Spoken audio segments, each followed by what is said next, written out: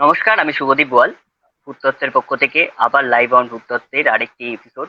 আমাদের সম্ভবত এটা 3 নম্বর এপিসোড। এর আগে আমরা দুটো করেছি এবং আজকে 3 নম্বর দিনে, শনিবার দিন, আবার আরেকটি মনোজ্ঞ বিষয় নিয়ে আমরা চলে এসেছি। আজকের যে বিষয় সেটা একটু অন্যরকম, কারণ অন্যরকম এই কারণেই বলবো, কারণ আমরা যে ধরনের আলোচনা বা চর্চা করি তার থেকে একটু অন্য ধারা। কারণ আমার মতে এখনো মনে হয় যে এমার্জেন্স বাংলা এখনো স্টিল আনএক্সপ্লোর। আরো অনেক দিক আছে এমার্জেন্সের, সেটা আমরা এক্সপ্লোর করতে পারি এখন। এবং আমাদের সাথে আজকে যিনি আছেন তিনি, এবং আজকে যে বিষয় তার টপিকের মধ্যে একটা কমন সামঞ্জস্য এটাই হচ্ছে যে দুজনেই ভয়রসিক অধ্যাপক। মানে আমাদের সাথে আছেন রাজস্বী গুপ্ত, যিনি এমার্জেন্স নিয়ে চর্চা করেন, যিনি আদতে একজন ভয়রসিক অধ্যাপক। এবং আমাদের গল্পের আজকে যে টাইটেল আছে সেখানে দেখলেই সেটা বুঝতে পারবেন, আমাদের টাইটেল দিয়ে আছে। এবং আমি প্রথমে রাজস্বীদার সম্পর্কে এবং তারপরে এমার্জেন্সির সম্পর্কে একটু বলে আমি ব্যাটন তুলে দেবো রাজস্বীদার হাতে। রাজস্বীদা তারপর নিয়ে যাবে। প্রথমে আমি রাজস্বীদার সম্পর্কে একটু বলি। আমার সাথে কিভাবে পরিচয় আগে সেটা বলি। সেটা হচ্ছে যার যার সূত্র ধরে আমার সাথে রাজস্বীদার পরিচয়, সে হচ্ছেন সৌভিক চক্রবর্তী। এবং ওনার সাথে আমি এই লাইভ সেশনের একটা বিষয় নিয়ে কথা বলতে যাই এবং উনি তখন রাজস্বীদার নাম বলেন। যদিও রাজস্বীদার লেখা আমি কিন্তু আগে দু একবার দেখেছি, ইনফ্যাক্ট আমার গ্রুপে কিছু ভাবে শেয়ার হয়েছিল সেই সময়। আমার তখন থেকেই টার্গেট ছিল এমার্জেন্সির যে অনুবাদ ছায়াকায়া ভয়, বইটি সংগ্রহ করে নিয়ে পড়ার। এবং আলটিমেটলি সেই সুযোগটা হয়ে গেল এই লাইভ সেশন করার সৌভাগ্যে। এবং আমি বইটা পড়ার পর যেটা বুঝতে পারলাম, এটা যদি না করতাম, এই লাইভ সেশনটা যদি না হতো, অনেক বড় একটা জিনিস আমার কাছে আনএক্সপ্লোর থেকে যেত। রাজস্বীদা একজন প্রাবন্ধিক, অধ্যাপক এবং অনুবাদক। আহ, উনি, ওনার জন্ম হচ্ছেন 1990 সালে। বেড়ে ওঠা হচ্ছে হুগলি হাওড়া সীমান্তবর্তী ডানকুনিতে। আশৈশব লালিত হয়েছেন সংস্কৃতির আবহে এবং প্রকৃতির সান্নিধ্যে। ইংরাজি সাহিত্য নিয়ে কলকাতা বিশ্ববিদ্যালয় থেকে স্নাতকোত্তর ও এমফিল। বর্তমানে গবেষণা ও কলেজে অধ্যাপনায় রত।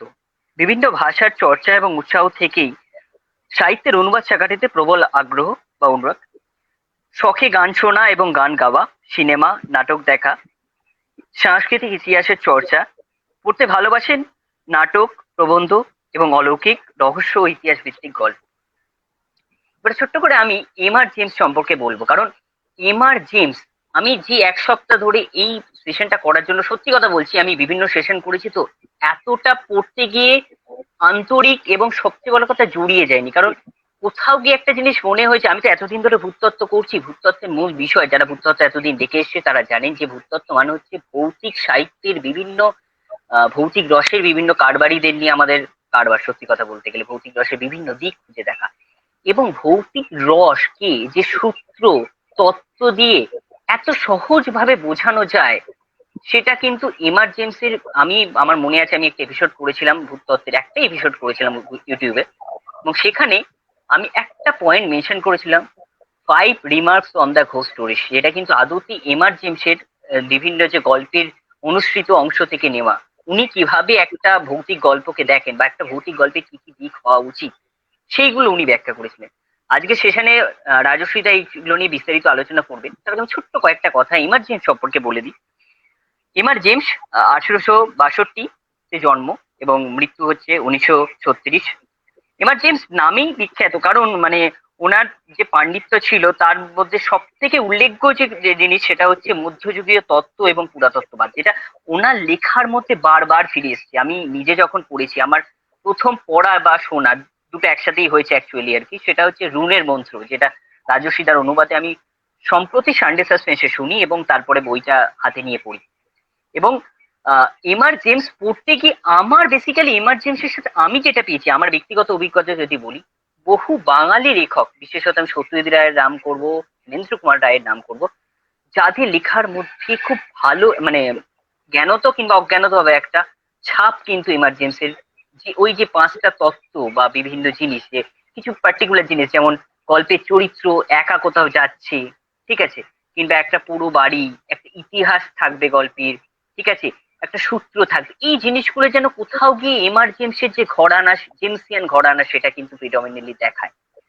এবার আমি রাজস্বীদাকে বলবো, আমি অনেক বলে নিয়েছি, বাকিটা এবার রাজস্বীদা শুরু করো। না, তুমি ঠিকই যাচ্ছিলে। ইনফ্যাক্ট আমার কাজ তুমি অনেকটাই সহজ করে দিলে। যাকে প্রথমত আমি ভূততত্ত্ব টিমের সবাইকে এবং আহ, শুভদীপকে, চন্দ্রানীকে ধন্যবাদ জানাই আমাকে বলার সুযোগ দেওয়ার জন্য তো বটেই, এমআর জেমসকে নিয়ে বলার সুযোগ দেওয়ার জন্য।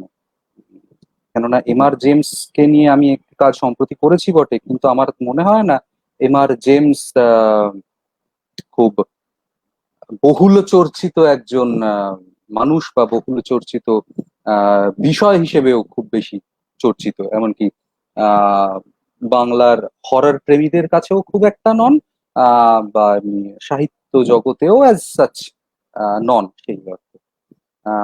তো যাই হোক, শুরু করার সময় বলতে গেলে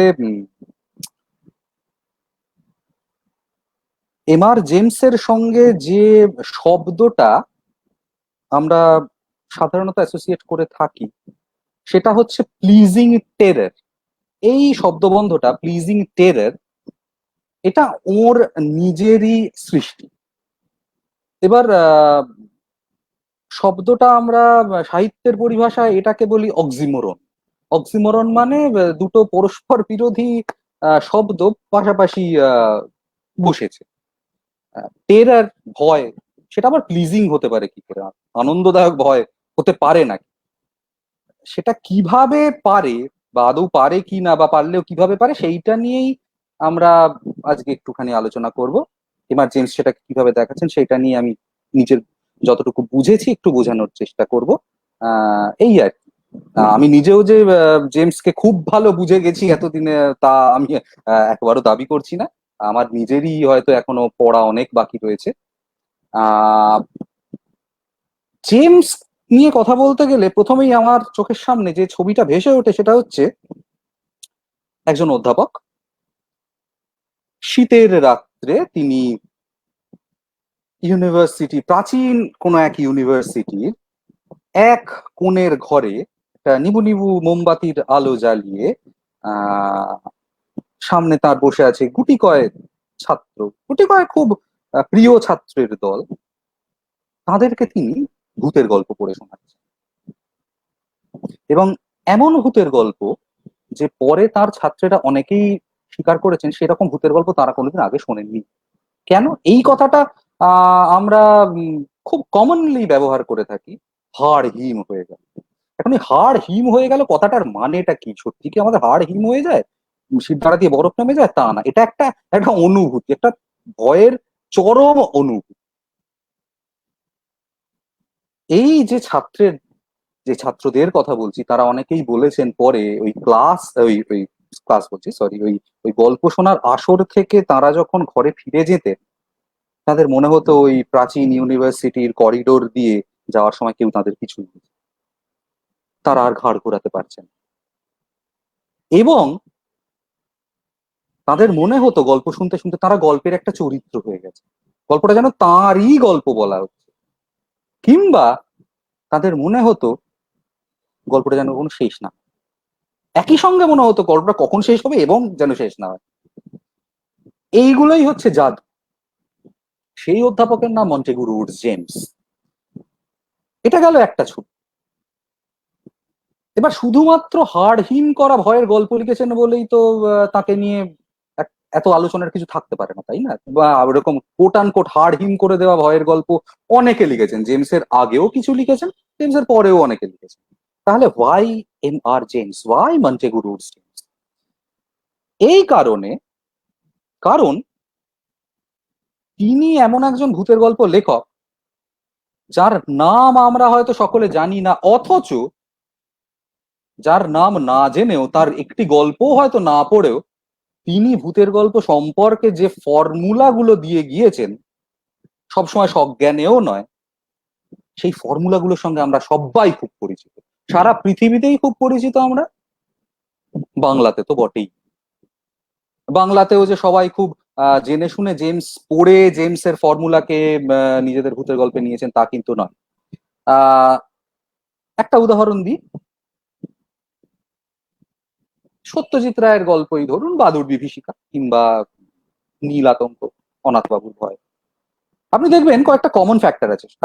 আমি সত্যজিৎ রায়ের নাম করলাম বলেই যে শুধুমাত্র সত্যজিৎ রায় এমআর জেমসকে ফলো করেছেন ব্যাপারটা তা নয়, কিন্তু এটা এটা একটা কমন ট্রেট, কমন একটা বিশেষত্ব, যেটা আমি বারবার বলছি। 1910-এর পর থেকে পৃথিবীতে যাবতীয় যা ভূতের গল্প লেখা হয়েছে, সুপার ন্যাচারাল হরর স্টোরি, তার মধ্যে জেমস কোথাও না কোথাও আছেন, কোথাও না কোথাও তাকে ফলো করা হয়েছে, জ্ঞান সজ্ঞানে হোক বা অজ্ঞাতে। তো আমি ফর ইনস্ট্যান্স সত্যজিৎ রায়ের এই গল্পগুলোই ধরছি। আপনি দেখবেন কিছু সাধারণ বিশেষত্ব আছে। একটি মানুষ, একজন পুরুষ মানুষ, খুব সম্ভবত খুব সাধারণত তিনি অবিবাহিত, আহ একাচোরা বইমুখ একজন মানুষ। ওই যেমন বাদুড় বিভীষিকার ভদ্রলোক, তিনি মন্দির নিয়ে গবেষণা করতে যান, পড়াশুনোর মানুষ, গবেষণা করতে তিনি চলে যান শহর কলকাতা থেকে দূরে, সিউড়িতে। এবং সেখানে গিয়ে তিনি একটা আহ ভয়ঙ্কর অভিজ্ঞতার সম্মুখীন হন। এই যে তিনটে পয়েন্ট, একজন একা মানুষ, একা পুরুষ, নির্জন জায়গা, শহর থেকে দূরে কোথাও তিনি যাচ্ছেন, এবং গিয়ে একটা ভৌতিক একটা অভিজ্ঞতার সম্মুখীন হচ্ছেন, এবং আরো স্পেসিফিক্যালি বেশিরভাগ সময় সেটা কোনো একটা বস্তুকে কেন্দ্র করে তিনি আহ ভৌতিক অভিজ্ঞতার, হররের অভিজ্ঞতার সম্মুখীন হচ্ছেন। এই তিনটে পয়েন্ট আমি যদি বলি এমআর জেমসের তৈরি করা, এমআর জেমসের হাতে তুলে আনা, আপনি হয়তো অবাক হয়ে যাবেন, কিন্তু কথাটা সত্যি। এবার আপনি মিলিয়ে দেখুন, আপনি যতগুলো ভূতের গল্প পড়েছেন, আমি ধরে নিচ্ছি বাংলাতে, তার হয়তো 60%, আমি হয়তো কম করেই বললাম এটা, এই ফর্মুলাটা মেনে চলে কিনা এটা আপনারা নিজেরা নিজেদের পাঠ দিয়ে আপনারা বিচার করুন, দেখবেন হ্যাঁ চলে। অথচ এইটার মূলে যে সেই ভদ্রলোক, সেই 1862 সালে যার জন্ম, 1936 সালে যার মৃত্যু, সেই ইতিহাসের অধ্যাপক, যিনি সেই অর্থে সাহিত্যের লোকও নন, যিনি কোনোদিন চাননি তার ভূতের গল্প কোনোদিন ছাপা হোক আদৌ, তিনি রয়েছেন এর মূলে। অথচ আহ একে নিয়ে তেমন চর্চা হয় না। মানে আমি আমি বাংলার কথা বলছি। ইংরেজিতে এমআর জেমসকে নিয়ে প্রচুর বই লেখা হয়েছে, প্রচুর গবেষণা হয়েছে, এখনো হয়ে চলেছে। গোস্টস অ্যান্ড স্কলার্স বলে একটি অনলাইন জার্নাল রয়েছে, মানে একাডেমিক জার্নাল রীতিমতো। তারা তাকে নিয়ে গবেষণা করেন, তার ঘরানার জেমসিয়ান হররকে নিয়ে গবেষণা করে চলেছে। এস টি যোশীর মতো হরর গবেষক তাকে নিয়ে বিশাল কাজ করেছেন। অক্সফোর্ড ইউনিভার্সিটি প্রেস থেকে তার collected ghost stories annotated collection বেরিয়েছে, যেমন আরো অনেকের বেরিয়েছে, কি বলে, আর্থার ম্যাকেন কিংবা লর্ড ডানসন, এরকম অনেকেরই যেরকম বেরিয়েছে। অর্থাৎ তিনি মানে ইংরেজি হরর সাহিত্য পাঠকদের মহলে তো বটেই, ইংরেজি গবেষক মহলেও তিনি খুব একটা ব্রাত্য নন। কিন্তু আমরা বাঙালিরা তাকে নিয়ে খুব একটা চর্চা করিনি এখনো পর্যন্ত। কেন করিনি আমরা জানি না, কেননা বাংলায় আমরা জানি হররের একটা অত্যন্ত রিচ হেরিটেজ আছে। প্রথম বাংলায় জেমস আমার জানা মতে প্রথম অনুবাদ করেন হেমেন্দ্র কুমার রায়। মানে হেমেন্দ্র কুমার রায় অনেক গল্পই অ্যাডাপ্ট করেছিলেন। আহ তিনি এমআর জেমসের ও whistle my lad and I come to you, এই গল্পটাকে একটা বাজলে বাঁশি কাছে আসি নামে আহ, একটা ইন্ডিয়ানাইজ করেছিলেন, কিন্তু সেটা অত্যন্ত মানে শিশু পাঠ্য, শিশুবদ্ধ একটা ভার্সন, তাতে জেমসও তো খুব একটা কিছু ছিল না। তার অনেক পরে ইদানিং এমআর জেমস আবার নতুন করে বাংলার পাঠকদের কাছে হাজির হচ্ছেন। রিজু গাঙ্গুলি বেশ কিছু গল্পের অনুবাদ করেছেন, নাম্বার 13 এবং ট্রাক্টেড মিডত অনুবাদ করেছেন। ভূতত্ত্ব থেকেও সম্ভবত একটি গল্পের অনুবাদ হয়েছে, দ্য ডায়েরি অফ মিস্টার পয়েন্টের অনুবাদ হয়েছে। আমি নিজে একটি বই লিখেছি, ওই যেটা শুভদীপ দেখাচ্ছিল, ছায়া কায়া ভয়, ঋত প্রকাশন থেকে গত বইমেলার আগে বেরিয়েছে। আহ সেই প্লিজিং টেরার ব্যাপারটা কি সেটাতে যাওয়ার আগে আমাদের কয়েকটা ধাপ পেরোতে হবে। আমি মোটামুটি জেমসের জীবনটা দিয়ে একটুখানি শুরু করি। আপনারা একটা পাওয়ার পয়েন্ট প্রেজেন্টেশন আমি বানিয়েছি, জানি না সেটা কতখানি স্টিক করতে পারবো, আর সেটা দেখুন, আমার মনে হয় সেটা থেকে আপনাদের একটু সুবিধা হবে। আমি ধাপে ধাপে এগোচ্ছি। শুভদীপ, এটা স্ক্রিন শেয়ার করছি, দেখা যাচ্ছে কিনা একটু বলো তো। হ্যাঁ হ্যাঁ, তুমি শেয়ার করো, আমি এটা অ্যাড হুম, করে হুম। দিচ্ছি।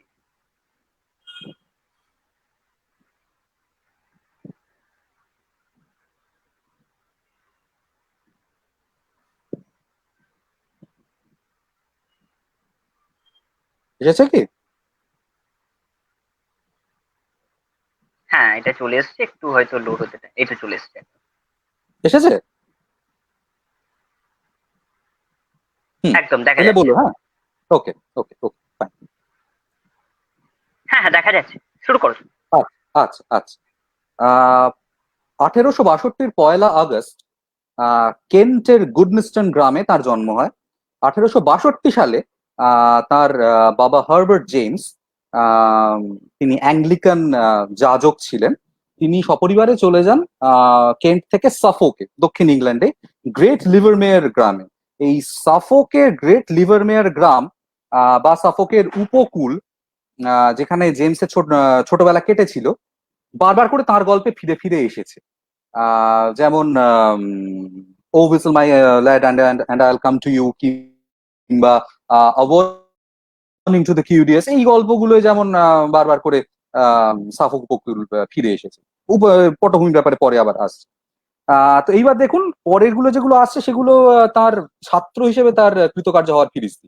1876 থেকে 82-র মাধ্যমে কিংস স্কলার হয়ে, মানে কিংস স্কলারশিপ পেয়ে ইটন স্কুলে ভর্তি হন। ইটন স্কুল বা পরে ইটন কলেজ ইংল্যান্ডের সব থেকে নাম করা শিক্ষা প্রতিষ্ঠানগুলোর একটা। সেখান থেকে নিউক্যাসল স্কলার হয়ে কেমব্রিজের কিংস কলেজে ভর্তি হন। 1885 থেকে 86-র মধ্যে ফার্স্ট ক্লাস নিয়ে কিংস কলেজ থেকে গ্রাজুয়েশন করেন। তারপর কেমব্রিজের ফিটজউইলিয়াম মিউজিয়ামের অ্যাসিস্ট্যান্ট ডিরেক্টর হিসেবে যোগদান। দেখুন, তার বয়স কিন্তু তখন খুব বেশি নয়, তার মধ্যেই মানে যথেষ্ট কৃতকার্য হচ্ছেন, মানে পাণ্ডিত্যের স্বাক্ষর রাখছেন। ইতিহাস ছিল তার বিষয়, পুরাতত্ত্বের অধ্যাপক, আহ ইতিহাসের অধ্যাপক। বারবার করে তার গল্পে ইতিহাস, পুরাতত্ত্ব এবং বাইবেল ফিরে আসছে। 1887 থেকে 1889 এর মধ্যে অ্যাপোক্যালিপস অফ পিটার টাইটেলের গবেষণার জন্য কিংস কলেজের ফেলোশিপ পান এবং কিংস কলেজের ডিন হিসেবেও যোগদান করেন। মানে বুঝতেই পারছেন, কিংস কলেজ, কেমব্রিজের কিংস কলেজ, সে খুব একটা বড় কম কথা নয়, অত্যন্ত সুপ্রাচীন একটি শিক্ষা প্রতিষ্ঠান। সেখানে ডিন হয়ে এই অল্প বয়সে যোগদান করা, সেটা বড় কম কথা নয়। 1893-এ ফিটজউইলিয়াম মিউজিয়ামের ডিরেক্টরের পদ লাভ করে এবং 1893 সালটা এই জেমসের ভূতের গল্পের নিরিখে জেমসের জীবনে খুব ইম্পর্টেন্ট। 28 অক্টোবর চিটচ্যাট সোসাইটির অধিবেশনে প্রথম দুটি ভূতের গল্প পাঠ করে, ক্যানন অ্যালবেরিক স্ক্র্যাপবুক আর লস্ট হার্টস। এই চিটচ্যাট সোসাইটি কি? এই চিটচ্যাট সোসাইটি হচ্ছে ওই যে ছাত্রছাত্রীদের ক্লোজ গ্রুপটার কথা বললাম। এই যেমন ভূতত্ত্বে আমাদের এখন ফেসবুক গ্রুপ, যেখানে এই ভূতামদি, ভয় আমদি মানুষজন জড়ো হন, সেই রকম জেমসকে কেন্দ্র করেও এই চিটচ্যাট সোসাইটি গড়ে উঠেছিল। তার ছাত্র এবং কয়েকজন অধ্যাপক ছিলেন, মানে সবাই জেমসের খুব কাছের মানুষ। তারা ওই সময়ে সময়ে বিশেষ বিশেষ সন্ধ্যায় একসঙ্গে বসে পরিবেশ, উপযুক্ত পরিবেশ তৈরি করে ভূতের গল্পের আসর জমাতেন। সেই হচ্ছে চিটচ্যাট সোসাইটি। তো এই চিটচ্যাট সোসাইটির অধিবেশনে এই 28 অক্টোবর 1893 প্রথম দুটি ভূতের গল্প পাঠ করেন M R James, Canon Alberic scrapbook আর লস্ট হার্টস। এবং 1895 সালে এই দুটি গল্প দুটি পত্রিকায় প্রকাশিত। এবং ওই 1895 সালেই তিনি ডিলিট উপাধিও লাভ করেন। এবং 1904 সালে তার প্রথম অলৌকিক গল্প সংকলন গোস্ট স্টোরিজ অফ অ্যান অ্যান্টিকুয়ারি প্রকাশিত হয়। এই বইয়ের প্রকাশ হওয়ার পেছনে যার অন্যতম বড় ভূমিকা ছিল, তিনি ছিলেন জেমসের বন্ধু জেমস ম্যাকব্রাইড। এই জেমস ম্যাকব্রাইড এমার জেমসের গল্পগুলোর সঙ্গে বেশ কিছু ছবিও এঁকে দিয়েছিলেন। এবং তিনি মোটামুটি জেমসকে ব্যতিব্যস্ত করে মানেন যে তোমার এই গল্পগুলো বই হিসেবে প্রকাশ করা উচিত। তো 1904 সালে তিনি আর বন্ধুর উপর ফেলতে না পেরে প্রথম বই প্রকাশ করেন এবং দিস ওয়াজ আ ল্যান্ডমার্ক।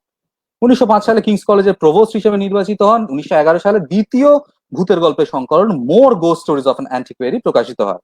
1913 সালে কেমব্রিজ বিশ্ববিদ্যালয়ের ভিসি ভাইস চ্যান্সেলর হিসেবে নিযুক্ত হন। মানে আজকের যুগে কোন ইউনিভার্সিটির ভাইস চ্যান্সেলর যে চট করে পাস টাইম হিসেবে ভূতের গল্পে ইন্ডালজ করবেন, ভূতের গল্প পাঠ করবেন বা তার ছাত্রদের ভূতের গল্প পড়ে শোনাবেন, এটা হয়তো আমরা ভাবতে পারি না। সে আমল হয়তো ওই সুকুমার সেনের পরে শেষ হয়ে গেছে, আমার বলাটা হয়তো উচিত হলো না। কিন্তু ইনি সেরকম মানুষ ছিলেন। 1918 সালে ইটন স্কুলে তিনি ফিরে আসেন। এই ইটন আর কিংস কলেজেই তার মোটামুটি সারা জীবনটা কেটেছে। আবার এখানে প্রভোস্ট হিসেবে, মানে হেডমাস্টারের ইকুইভ্যালেন্ট, প্রিন্সিপালের সমতুল্য পোস্ট, ফিরে আসে। 1919 সালে শিশুদের জন্য ফ্যান্টাসি উপন্যাস দেখেন দ্য ফাইভ জার্স। এর পেছনেও ছিল ওই জেমস ম্যাকব্রাইড, তিনি ততদিনে মারা গেছেন। তার মেয়ের জন্য একটা বই লিখবেন ভেবেছিলেন, সেই ফ্যান্টাসি উপন্যাস দ্য ফাইভ জার্স লেখেন। কিন্তু এখানেও রূপকথার কেন্দ্রে থাকে ওই হঠাৎ খুঁজে পাওয়া একটা প্রাচীন বাক্স, এবং সেখান থেকে ফ্যান্টাসির শুরু হয়। ভূতের গল্প ঠিক এই এই ট্রোপটাই তিনি ব্যবহার করেছেন। 1924 সালে তার গবেষক জীবনের শ্রেষ্ঠ কীর্তি দি অ্যাপোক্রিফাল নিউ টেস্টামেন্ট তিনি প্রকাশ করেন। এছাড়া তিনি গবেষক জীবনে মানে একাধিক যেটা করেছেন সেটা হচ্ছে বিভিন্ন কলেজের বিভিন্ন লাইব্রেরি, সবই প্রাচীন, মানে বিশেষ করে ক্যামব্রিজের বিভিন্ন লাইব্রেরি এবং কলেজের সমস্ত বইয়ের ক্যাটালগ তৈরি করেছেন, এবং সেগুলো আজ পর্যন্ত সেই সমস্ত ক্যাটালগ গুলো মানে সেমিনাল টেক্সট, সেইগুলো নিয়ে কেউ যদি কাজ করতে চান, মন্টেগু রোডস জেমসের গবেষণার কাজ ছাড়া তিনি চলতে পারবেন। আজ অব্দি সেগুলো এতটাই গুরুত্বপূর্ণ। এহেন গবেষক, ঐতিহাসিক, ইতিহাসবিদ তিনি যখন টাইম পাস করতে চাইছেন, ভূতের গল্পে ফিরে আসছেন, তো ন্যাচারালি তার সেই ভূতের গল্পে এই সত্তাগুলোও তো আস্তে আস্তে ঢুকে যাবে, তাই না? আমি সেই জন্যই জীবনীটা তার একটু বলে নেওয়ার চেষ্টা করছি, যে মানুষটি কি রকম ছিলেন, যে what kind of a man you should find in his stories. যাই হোক, তারপর 1925 সালে তৃতীয় গল্প সংকলন ওয়ার্নিং টু দ্য কিউরিয়াস বইটা বেরোয়, এবং তিনি তারপর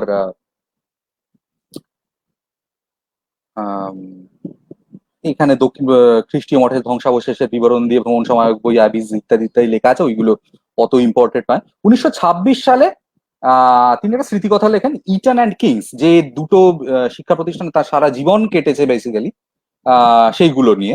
1930 সালে অর্ডার অফ মেরিট সম্মান লাভ করেন।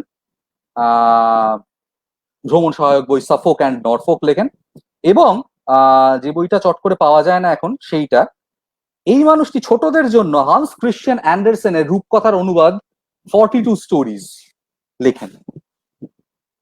1931 সালে কালেক্টেড গোস্ট স্টোরিজ, তার সমস্ত বইগুলোকে, তার সমস্ত গল্পগুলোকে নিয়ে প্রথম তার ভূতের গল্পের, সমস্ত ভূতের গল্পের একটা সমগ্র বলা চলে বের হয়।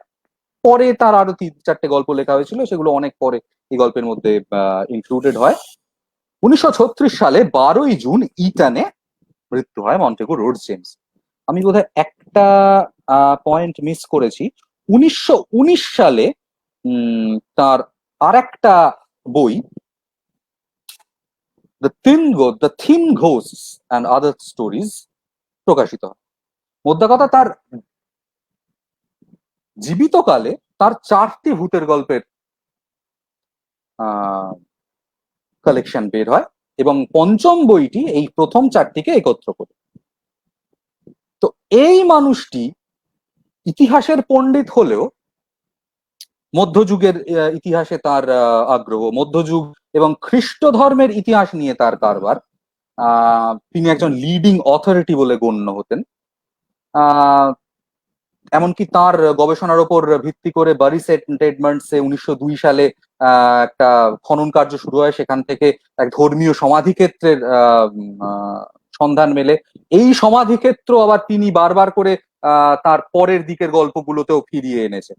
এবার ইতিহাস বলতে আমরা কি বুঝি? ক্রোনোলজি, রাজারা, বড় বড় ব্যাপার, কিভাবে মানুষের জীবনের, মানুষের ইতিহাসের গতি প্রকৃতি পাল্টালো, তাই জেমসের ইতিহাসের আগ্রহ সেটাতে ছিল না। এমআর জেমসের ইতিহাসের আগ্রহ ছিল কিসে? ছোটখাটো খুঁটিনাটি জিনিস, অ্যান্টিকুয়েরি, যাকে আমরা মানে যে ধরনের গবেষককে আমরা অ্যান্টিকুয়ারি বলতে পারি, অ্যান্টিক্স নিয়ে যার কারবার, সে অ্যান্টিক্সে ছিল তার প্রধান উৎসাহ। মানে কোথায় কোন ছোট্ট বাক্স কিংবা একটা ছোট্ট পেন্ডেন্ট, একটা ছোট্ট লকেট কিংবা একটা পেন, একটা একটা পান পাত্র, এই সমস্ত জিনিস নিয়ে। অর্থাৎ এমন সব জিনিস যাকে হয়তো তথাকথিত ওই ইতিহাসের গবেষকরাও পাত্তা দেন না, কিন্তু এই ছোটখাটো জিনিসের মধ্যে দিয়ে, মাইক্রো ন্যারেটিভের মধ্যে দিয়ে তিনি একটা বড় ইতিহাসকে খুঁজে পেতে চাইছেন। এবং তার একটা অন্যতম ফ্যাসিনেশনের জায়গা ছিল পাণ্ডুলিপি। এই ছোটখাটো মানে এই সমস্ত জিনিসগুলো আপনারা বুঝতেই পারছেন, এই ছোট্টখাট্ট হারিয়ে যাওয়া জিনিস যাদের কথা ইতিহাস নিজেও ভুলে গেছে হয়তো, সেই সমস্ত জিনিস থেকে কোনো ছোট ছোট গল্প খুঁজে পাওয়াতেই ছিল তার অ্যাকচুয়াল ইন্টারেস্ট, অ্যাকচুয়াল আগ্রহ। আহ এই যদি ইতিহাস হয়, ইতিহাসের আরেক নাম তো ভূত। সেই সেন্সেও বলতে গেলে মন্টেগু রোডস জেমস ছিলেন ভূতগ্রস্ত। কাজেই তিনি যখন এই ধরনের এই ইতিহাসের পণ্ডিত যখন আহ সাহিত্য চর্চায় হাত দিচ্ছেন, ন্যাচারালি তিনি সেই প্রাচীন জিনিসকেই তার নিজের সাহিত্যে তুলে আনবেন, সেই ভূতকেই তুলে আনবেন তার ভূতের গল্পে। তার নিজের ভয়ের প্রতি যে ফ্যাসিনেশন ছিল, যে চরম আগ্রহ ছিল, সেই ভয়ের সঙ্গে আগ্রহের সঙ্গে মিশে গিয়েছিল ইতিহাসের সঙ্গে আগ্রহ। শুধুমাত্র ইতিহাসের সঙ্গে আগ্রহ বললে ভুল হবে, তার পাণ্ডিত্য, ইতিহাস নিয়ে তার প্রবল পাণ্ডিত্য। মানে তার নিজের গবেষণার কাজের জন্য তাকে একাধিক ধ্রুপদী ভাষা শিখতে হয়েছে। মানে তাকে তাকে প্রাচীন গ্রিক, ল্যাটিন শিখতে হয়েছিল, তাকে প্রাচীন অ্যাংলো স্যাকশন শিখতে হয়েছিল, অ্যাংলো স্যাকশন ল্যাঙ্গুয়েজ শিখতে হয়েছে, ওল্ড ইংলিশ যাকে বলি আমরা, ওল্ড ফ্রেঞ্চ তিনি জানতেন। এবং কাজের সূত্রে তিনি একাধিকবার কি বলে নর্দার্ন ইউরোপে ভ্রমণ করেছেন, এবং সেই সূত্রে তাকে সুইডিশ, ডেনিশ, জার্মান, ফ্রেঞ্চ তো বটেই, এই সমস্ত ভাষাগুলো তাকে শিখতে হয়েছে। মানে বহু ভাষাবিদ একজন মানুষ। এই ধরনের একজন পণ্ডিত যখন ভূতের গল্প লিখছেন, ন্যাচারালি সেগুলো তার ভূতের গল্পে ঢুকেই যাবে। এবার আপনারা ভাবছেন হয়তো আমি কেন তার ভয়ের গল্পে ভয়ের ট্রিটমেন্ট নিয়ে একটা কথা বলছি না। আমি আসছি, আমি জাস্ট পটভূমিকাটা তৈরি করছি। আরো একটা কথা যেটা মনে রাখতে হবে, যে এমআর জেমস, তার জন্ম 1862-তে ও মৃত্যু 1936-এ। তার প্রথম গল্প লেখা 1893-তে। আমরা যদি সাহিত্য ইতিহাসের দিক থেকে বলি, তাহলে তার প্রথম বই বেরোচ্ছে 1904 সালে। এবার হিস্ট্রি অফ লিটারেচারের ক্যাটেগরাইজেশন অনুযায়ী সেটাকে আমরা জর্জিয়ান এরা বলতে পারি। এবার এই মানে মোটামুটি তিনি যে সময় গল্প লিখছেন সেটাকে আমরা এডওয়ার্ডিয়ান জর্জিয়ান এরা বলতে পারি, মানে ভিক্টোরিয়ান যুগের পর। ভিক্টোরিয়ান যুগ অ্যাজ সাচ তখন কেটে গেছে, 1901 সালে ভিক্টোরিয়া মারা যান। কিন্তু মন্টেগু রোডস জেমস যেটা বলছেন, যেটা মানতেন মনে প্রাণে, সেটা হচ্ছে তিনি মনে প্রাণে ভিক্টোরিয়ান মানুষ, মানে ভিক্টোরিয়ান যুগ, সেটাকে তিনি অত্যন্ত গোঁড়া ভাবে নিজের মনের মধ্যে ধরে রেখেছেন। এবার আমরা জানি ভিক্টোরিয়ান যুগ বলতে প্রথম যেটা আমাদের আহ মনের মধ্যে ভেসে ওঠে সেটা হচ্ছে the concept of morality. Victorian morality একটা বড় গাল ভরা কথা। অর্থাৎ ভিক্টোরিয়ান যুগ সব সময় এটা করা উচিত, এটা করা উচিত না, ওইটা ঠিক, ওইটা ভুল, এই সমস্তগুলো ভিক্টোরিয়ান যুগে খুব কম্পার্টমেন্টালাইজ ছিল। সেই যুগকে, সেই যুগের ভ্যালিউজকে, সেই যুগের মূল্যবোধ গুলোকে এমআর জেমস নিজের মনের মধ্যে খুব সযত্নে লালন করে গেছেন সারা জীবন। সোজা কথা বলতে গেলে যথেষ্ট গোঁড়া মানুষ। সেই জন্যেই তার ভূতের গল্পে বারবার ওই ইতিহাস, বাইবেল, খ্রিশ্চান অনুষঙ্গ, যে সমস্ত যে দুটো ইউনিভার্সিটিতে, যে দুটো শিক্ষা প্রতিষ্ঠানে তিনি সারা জীবন কাটিয়েছেন, ইটন এবং কিংস, সে দুটো অত্যন্ত রক্ষণশীল দুটো শিক্ষা প্রতিষ্ঠান, সেই রক্ষণশীলতা, সেই রক্ষণশীল পরিমণ্ডল বারবার ফিরে এসেছে। সেটা আশাই খুব খুব স্বাভাবিক। অথচ এই জেমসের মধ্যেই এই গোঁড়ামিটা বেশ কিছুটা থাকলেও তার সঙ্গে যেটা ছিল সেটা হচ্ছে এই ধর্মীয় রহস্য বা এসোটেরিসিজম যেটাকে বলে, বা মিস্টিসিজম, এইগুলো নিয়ে চর্চা করার একটা একটা বাতিক, একটা একটা হবি, যেগুলোর জন্য তাকে তার সমসাময়িক অন্যান্য কলিগদের থেকে, সহকর্মী অধ্যাপকদের থেকে হয়তো মাঝে মাঝে একটু উপহাসও শুনতে হয়েছে। এবং সেই ধর্মীয় রহস্য ইত্যাদি ইত্যাদি, অর্থাৎ যার সঙ্গে ভিক্টোরিয়ান মোরালিটি, গোঁড়ামির হয়তো ততখানি মিল নেই, সেই জিনিসটাকেও তিনি তার গল্পে নিয়ে আসে। অর্থাৎ দুটো সম্পূর্ণ বিপরীতমুখী জিনিস তার গল্পে এসে মিলছে। ভিক্টোরিয়ান জগৎ তন্ত্রমন্ত্র ইত্যাদিকে মানতো না। ভিক্টোরিয়ান জগতে ইংরেজ সাম্রাজ্য বিস্তৃত হচ্ছে, সেই জগতে তন্ত্রমন্ত্রের কোনো জায়গা, সহজ সাধারণ স্বাভাবিক বুদ্ধির ইংরেজের কাছে তন্ত্রমন্ত্র মাম্যজাম্বর কোনো জায়গা নেই। কিন্তু এই মানুষটি সেই মূল্যবোধ, সেই যুগের মূল্যবোধটাকে পাত্তা দিয়েও তার গল্পে ওই তন্ত্র মন্ত্র ইত্যাদিকে, অকাল্টকে যথেষ্ট একটা বড় জায়গা দিচ্ছে, মানে দুটো জগৎকে তিনি মেলাচ্ছেন। কাজে সেই জায়গা থেকেও মানুষটি খুব অদ্ভুত। তিনি তার গল্পে তার একটা চরিত্রের মুখ দিয়ে বলেই দিচ্ছেন, মনে রেখো আমি জন্মসূত্রে শিক্ষাগতভাবে আমি ভিক্টোরিয়ান, ভিক্টোরিয়ান গাছে সেরকম ফলই ফলবে, এটা খুবই স্বাভাবিক। কাজে তিনি যে গল্প যখনই লিখুন না কেন, তিনি ভিক্টোরিয়ান মূল্যবোধটাকে, ভিক্টোরিয়ান পরিমণ্ডলটাকে বজায় রেখেই তিনি সেটা করবেন। এবং এই ভিক্টোরিয়ান যুগই মাথায় রাখতে হবে, জেমসের ঠিক আগে যে যুগ চলে গেছে সেই সময় কিন্তু আমরা একাধিক ভালো ভূতের গল্প দেখতে পাচ্ছি ইংরেজি সাহিত্যে। In fact the golden age of ghost stories বা হরর স্টোরিজ বলা হয় ভিক্টোরিয়ান যুগকে। সেখানে স্বয়ং চার্লস ডিকেন্সের মতো মানুষ, সাহিত্যিক, তিনি ভূতের গল্প লিখছেন। শেরিডন লেফানু, তিনি ভূতের গল্প লিখছেন। এবং এই দুজনের নাম আমি বিশেষ করে করলাম, তার কারণ হচ্ছে এই দুজনকে এমআর জেমস নিজে যখন ভূতের গল্প লিখছেন তাদেরকে তিনি নিজের গুরু মানছেন। এবং তিনি মোর গোস্ট স্টোরিজ অফ অ্যান অ্যান্টিকুয়ারিড ভূমিকায় তিনি লিখেই দিচ্ছেন। আমি ট্রান্সলেশনটা এখানে, অনুবাদ যেখানে আমি করে নিয়েছি, জানি এই ধরনের গল্প সম্পর্কে আমার ধারণা 19 শতকীয়, 20 শতকের নয়। মোর গোস্ট স্টোরিজ অফ অ্যান অ্যান্টিকুয়ারি প্রকাশ পাচ্ছে 1911 সালে। 20 শতক তখন বেশ ভালো মাত্রায় চলে এসেছে, কিছুদিনের মধ্যে আর কিছু বছরের মধ্যে প্রথম বিশ্বযুদ্ধও শুরু হবে, কিন্তু তখনও তিনি লিখছেন, জানি এই ধরনের গল্প সম্পর্কে আমার ধারণা 19 শতকীয়, 20 শতকের নয়। কিন্তু ভূতের গল্পের শ্রেষ্ঠ উদাহরণগুলোর অধিকাংশই কি গত 60-70-এর দশকে লেখা হয়নি?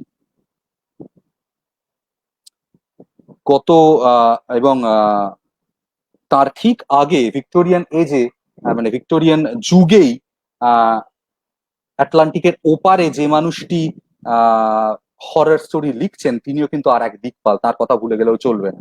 তার নাম এডগার অ্যালান পো। তার কোনো সরাসরি ইনফ্লুয়েন্স এমআর জেমসের ভূতের গল্পের ওপর আছে বলে আমি বলবো না, কিন্তু উত্তরাধিকার জেমস বহন করছিলেন এদের প্রত্যেকের। এবং তিনি উত্তরাধিকার শুধু বহন করলেনই নয়, তিনি সেই স্বর্ণযুগের ভূতের গল্পে বা স্বর্ণযুগের অলৌকিক সাহিত্যে তিনি নিজের একটা ছাপ রাখলেন। সে এমন ছাপ যে আজ অব্দি সে ছাপ হয়তো এড়ানো গেল না। এমন ছাপ যে পরে এইচপি লাভক্রাফটও যখন ভূতের গল্পের ব্যাপারে লিখছেন, সুপার ন্যাচারাল স্টোরির ওপর লিখছেন, তিনি যে চারজনকে ভৌতিক গল্পের, অলৌকিক গল্পের চার দিকপাল মানছেন, তার মধ্যে একজন হচ্ছেন এমআর জেমস, বাকি তিনজন হচ্ছেন অ্যালজারনন ব্ল্যাকফুড, আর্থার ম্যাকেন এবং লর্ড ডানসেন। তাদের মধ্যে অন্যতম হচ্ছেন মন্টেগু রোডস জেমস। এইবারে আমরা চলে আসি ভূতের গল্প নিয়ে জেমসের চিন্তা ভাবনা কি সেইটা। জেমস একটা কথা পরিষ্কার মানতেন যে তার লেখা গল্পগুলো, তিনি কিন্তু ওভারঅল ভূতের গল্পের কথা বলছেন না, তিনি নিজের ভূতের গল্পের কথা বলছেন। সেগুলোর একমাত্র উদ্দেশ্য হচ্ছে যে শ্রোতা বা পাঠক তাদের চিত্ত বিনোদন করা, ফর পিওর এন্টারটেনমেন্ট। তাদের যে আর কোনো মানে হেভি পারপাস আছে এমনটা না, কিন্তু তা হলেও তাদের একটা এম থাকবে, একটা লক্ষ্য থাকবে। তার লক্ষ্যটা কি না, এইটা এমআর জেমস জানেন যে ভূতের গল্প পাঠককে আনন্দ দিতে পারে, একমাত্র ভয় পাই। কারণ ভূতের গল্পে নিশ্চয়ই আপনি প্রেমের জন্য ভূতের গল্প পড়বেন না, কিংবা আপনি নিশ্চয়ই মানে যুদ্ধের রস খুঁজে বা বীর রসের জন্য নিশ্চয়ই আপনি ভূতের গল্প পড়বেন না। তো ভয়টাই হচ্ছে ভূতের গল্পের মূল রস। কাজেই এইটা হচ্ছে জেমসিয়ান ভূতের গল্পের প্রধান প্রতিপাদ্য। ভূতের গল্প ইজ ইকুয়াল টু ভয়ের গল্প, এবং ভূতের গল্পের ট্রু এম সেটাই। ভূতের গল্প আগা থেকে গোড়া ভয়ের গল্প, মানে ওই দুগ্ধপোষ্য ভূত ওই ধারণা এমআর জেমসের ভূতের গল্প না। মানে আপনি যদি এমআর জেমস পড়তে গিয়ে লীলা মজুমদার বা শীর্ষেন্দু মুখোপাধ্যায়ের ঘরানার ভূত খোঁজেন, আপনি পাবেন। এমার্জেন্সি তাদেরকে রীতিমতো সেই ধরনের ভূতকে রীতিমতো মানে দুচ্ছাই করছে। কিন্তু এই ভয়, এই ভয়টা কেমন, এইখানে একটুখানি তত্ত্বের মধ্যে ঢুকতে হবে। এই ভয় কোনো ধ্বংসাত্মক আতঙ্ক নয়, মানে এমন আতঙ্ক নয় যে আপনাকে মানে কুঁকড়ে একদম ফেলে দেবে, মানে আপনি আপনার সারা জীবন বিকল হয়ে যাবে, এই ধরনের আতঙ্ক নয়। একটা একটা গা শিরশিরে লোম খাড়া করা একটা অনুভূতি, একটা একটা নান্দনিক অনুভূতি, যে ভয়টা পেতে আপনি ভালোবাসেন, যে ভয়টা পেতে আপনার ভালো লাগবে, এইটাকেই জেমস বলছেন প্লিজিং টেরার। আস্তে আস্তে যে ভয় শ্রোতা পাঠকের আহ চেতনাকে আচ্ছন্ন করে তুলবে, মনকে আচ্ছন্ন করে তুলবে, এইটা হচ্ছে প্লিজিং টেরার। এই প্লিজিং টেরার ব্যাপারটা ঠিক কি, এখানে আমরা একটু যেটা বলতে পারি, আহ আমরা ভয় পাই কেন, এটা একটা প্রশ্ন হতে পারে। আর দ্বিতীয় আরেকটা প্রশ্ন হয়, আমরা ভূতের গল্প পড়ি কেন।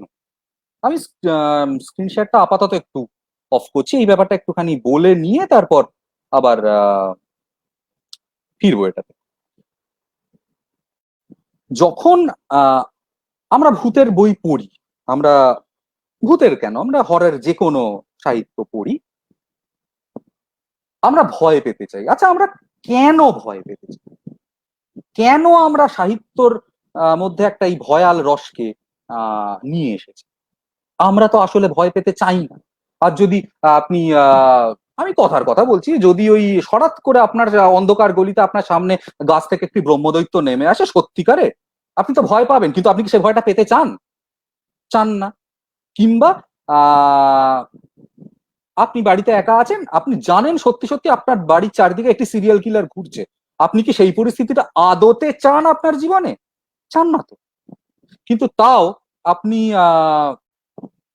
মাইকেল মায়ার্স নামক ওই সিরিয়াল কিলারের চরিত্রটাকে আপনি পছন্দ করেন। আপনি হ্যালোউইন ফ্র্যাঞ্চাইজিটাকে আপনি দেখবেন, আপনি গোগ্রাসে জ্যাক দ্য রিপারের গল্পগুলো পড়বেন, আপনি ভূতের গল্প পড়বেন, আপনি এদিকে হরিনারায়ণ চট্টোপাধ্যায়ের গল্প পড়বেন, আপনি ওদিকে এইচপি লাভক্রাফটও পড়বেন, আপনি ভয় পেতে ভালোবাসেন। কেন ভয় পেতে ভালোবাসেন? যে ভয়টা আপনি সত্যিকারের আপনার জীবনে পেতে চান না। এর অনেক ব্যাখ্যা হয়েছে, আমি আপাতত একটা ব্যাখ্যার মধ্যে নিজেকে আবদ্ধ রাখতে চাই। সেই ব্যাখ্যাটা হচ্ছে, আমরা আসলে গজ করতে চাই, আমরা আসলে মাপতে চাই যে আসলে আমাদের সামনে যে ভয়ের বস্তুটা যখন এসে হাজির হবে, তখন তো আমরা সেটাকে নিতে পারবো না, কিন্তু আদতে আমরা কতখানি ভয় পেতে পারি, কতখানি ভয় পাওয়ার ক্ষমতা আমাদের আছে, সেইটা আমরা মানুষ হিসেবে আমরা সবসময় মাপতে চাই। মাপতে চাই বলেই সেটার যেন সেই ভয়ে বস্তুর ডেমো হিসেবে আমরা এই সমস্ত আহ সাহিত্য কীর্তিগুলোকে বলুন বা আর্টিস্টিক ক্রিয়েশন গুলোকে বলুন, সে নাটক হতে পারে, সিনেমা হতে পারে, যা খুশি, এইগুলোকে আমাদের সামনে খাড়া করি। আমরা সেই এক্সপিরিয়েন্স, আমরা আমরা ওই আর্টিস্টিক অবজেক্ট গুলোর মধ্যে দিয়ে, সে ভূতের উপন্যাসই বলুন, সেই জেমসের গল্পই বলুন, কিংবা দ্য কনজিউরিং মুভি বলুন, পল্টারগাইস্ট কিংবা রোজমেরিজ বেবি বলুন, এইগুলোর মধ্যে দিয়ে আমরা আমাদের সামনে একটা কাল্পনিক, একটা ভয়ঙ্কর অ্যাডভার্সারি, প্রতিদ্বন্দ্বীকে আমরা খাড়া করি, এবং আমরা দেখতে চাই যে আমাদের নিজেদের ওই লড়াইটা কত দূর যেতে পারে, আমরা কত দূর ওই ভয়টাকে নিতে পারি। এবং এরপরও একটা দ্বিতীয় কথা থেকে যায়, অর্থাৎ আমাদের ভয় পাওয়াটা আমরা আমাদের নিজের মনের মধ্যে জানি এটা কাল্পনিক। আমরা চোখের সামনে যেটা দেখছি, ওই সিনেমাটা বা ওই ওই ভূতের গল্পটা, এটা আসলে সত্যি নয়। আমাদের মনের গহনে আমরা জানি যে এটা কাল্পনিক, কিন্তু জেনেও আমরা সেটাকে সরিয়ে রাখি আমাদের মনে। কেননা যদি আমাদের মনকে আমরা, আমাদের অবচেতনকে আমরা জানতে দিই যে না, এটা তো সত্যি, এটা ভুল, তাহলে কি হবে? প্রথম কথা, আমি ওই আমার ওই ভয় পাওয়ার যে এক্সপেরিমেন্টটা, সেটা আমার সার্থক হবে না, সফল হবে না। দ্বিতীয় কথা, ওই ভয় পাওয়ার মধ্যে যে রসটা আছে, মানে ওই এক্সপেরিমেন্টটা সফল না হলেই ভয় পাওয়ার মধ্যে যে রসটা আছে, সেটাও আমার সফল হবে না, অর্থাৎ আমি রসটা পাবো না। সেটা হলে তো তাহলে ভূতের গল্পের রসই যদি না পাওয়া গেল, তাহলে তো ভূতের গল্প পড়ে কোনো লাভ নেই। অর্থাৎ আমাদের মনের মধ্যে আমরা জানি যে এই যে এক্সারসাইজটা আমরা করছি, যে এনগেজিং উইথ হরর, এটা অত্যন্ত একটি শৌখিন হরর, শৌখিন ভয় পাওয়া। আমরা শখে ভয় পাচ্ছি, আমরা শখে ভয় পাচ্ছি এবং আমাদের অবচেতন জানে যে আমরা শখ করে ভয় পেতে যাচ্ছি, যার জন্য আমরা ভূতের গল্প পড়তে ভালোবাসি, আমরা ভূতের সিনেমা দেখতে ভালোবাসি। কিন্তু আমরা কখনো চাই না ভূত সরাসরি আমাদের চোখের সামনে এসে হাজির হোক, কিংবা একটি সিরিয়াল কিলার সরাসরি আমাদের চোখের সামনে এসে হাজির হোক, আমরা সেটা চাই না। তো আমরা সেই ভয়টা, সেই আনন্দটা, সেই রসটাকে উপভোগ করতে চাই। এইটা হচ্ছে শৌখিন ভয়ের রসের মূল কথা। এবং যারা ভালো সাহিত্যিক, যারা সুসাহিত্যিক, তারা এই জায়গাটাকে ধরে ফেলেন যে আদতে ভয় পাওয়াটা উদ্দেশ্য নয়, আদতে ভয় পাওয়ার মধ্যে ওই শৌখিন ব্যাপারটাই মূল। এমআর জেমস সেটা ধরতে পেরেছিলেন, অর্থাৎ এই শৌখিনতার এক্সারসাইজটাই তিনি বারবার করে চলেছেন। এবং আপনি দেখুন, আপনি যদি বলেন ভূতের গল্প, ঠিক আছে, ভূতের গল্প মানে ভয় পাবো, সে তো স্বাভাবিক। একটা প্রশ্ন তাহলে আপনাকে করি, আপনি তো জানেন ভূতের গল্পের স্ট্রাকচার মোটামুটি কি হবে। খুব সহজ করে বলতে গেলে ভূত আপনার জগতে বিলং করে না, আপনি ভূতের জগতে বিলং করেন না, ভূত আপনার জগতে এসে পড়েছে কিংবা আপনি ভূতের জগতে গিয়ে পড়েছে। এখানে আমি ভূত বলতে যে কোনো অলৌকিক এন্টিটির কথা বলছি। এবং আপনি জানেন গল্প শেষ হবে ওই ভূত বা অলৌকিক কোনো সত্তা আপনার জগতে এসে অনেক ক্ষতি টতি করছে, তারপর একটা অন্য ক্ষমতা দিয়ে, অন্য শক্তি দিয়ে সেই অলৌকিক সত্তাকে অন্য তার নিজের জগতে ঠেলে পাঠিয়ে দেওয়া হবে, প্লাস ভূতের গল্প শেষ। আপনি এই স্ট্রাকচার, এই ক্লাসিক্যাল এক্সরসিজমের স্ট্রাকচার আপনি যে কোনো ভূতের গল্পে পাবেন। আপনি তারানাথ তান্ত্রিকও পাবেন, আপনি ষষ্ঠীপদ চট্টোপাধ্যায়তেও পাবেন, আপনি বহু বহু জায়গায় পাবেন। আমি আর উদাহরণের মধ্যে যাচ্ছি। তো এই যদি আপনি জানেন, তাহলে আপনি ভয়টা নতুন করে পাবেন কিছু, আপনার তো সবটাই জানেন। যিনি সুলেখক তিনি জানেন যে এইগুলো হবে, এইগুলো ডেস্টিনেশন, এইগুলো গোল, এইগুলো আলটিমেট। অর্থাৎ ভূতের গল্পে ওই শৌখিন ভয়ের এক্সারসাইজটা লুকিয়ে আছে ঘটনা পরম্পরায়, চরিত্র চিত্রণে। এইখানেই ভূতের গল্পর সুসাহিত্য হয়ে ওঠার চান্স, যেটা এমআর জেমসের গল্পের ক্ষেত্রে হয়, যেটা এইচপি লাভক্রাফটের ক্ষেত্রে হয়। তারা শুধুমাত্র এন্ডটাকে নিয়ে, শুধুমাত্র ওই ভূতকে তাড়িয়ে দেওয়া হলো সেইটাকে নিয়ে যারা বিচলিত নন, যারা সেইটাকে নিয়ে শুধুমাত্র ডিল করছেন না, কিংবা যারা শুধুমাত্র ভূত এসে ঘাড় মোটকে দিল, ওই এন্ডটাকে নিয়ে যারা মাথা ঘামাচ্ছেন না, তারা ওই জায়গাটায় পৌঁছনোটা নিয়ে মাথা ঘামাচ্ছেন, ওই রাস্তাটা তৈরি করার মধ্যে যারা ভয়ের বীজ বুনে দিচ্ছে। এমআর জেমস হচ্ছেন সেই মানুষ। এবং তিনি সেইখানে বলছেন, পরিষ্কার বলছেন এমআর জেমস, আমি জানি ভূত কি করতে পারে। ভূত বড়জন মেরে ফেলতে পারে, নাহলে পাগল করে দিতে পারে, তার বেশি ভূত কিছু করতে পারে, শরীর খারাপ করতে পারে, মেরে ফেলতে পারে, ভয় পাগল করে দিতে পারে, দ্যাটস অল। এটা তো জানি। তাহলে ওই পাগলামি, মেরে ফেলা, এই জায়গাটায় পৌঁছানোর মধ্যে যে রহস্যময়তাটা নির্মাণ করা যায়, এইখানেই হচ্ছে লেখকের ইউএসপি, এইখানেই লেখকের হাত যশ। এইটাই হচ্ছে এমআর জেমসের নিজস্ব পন্থা। এবার তিনি সেই পথটা কি করে তৈরি করছেন, আমরা সেইগুলো একটুখানি দেখি।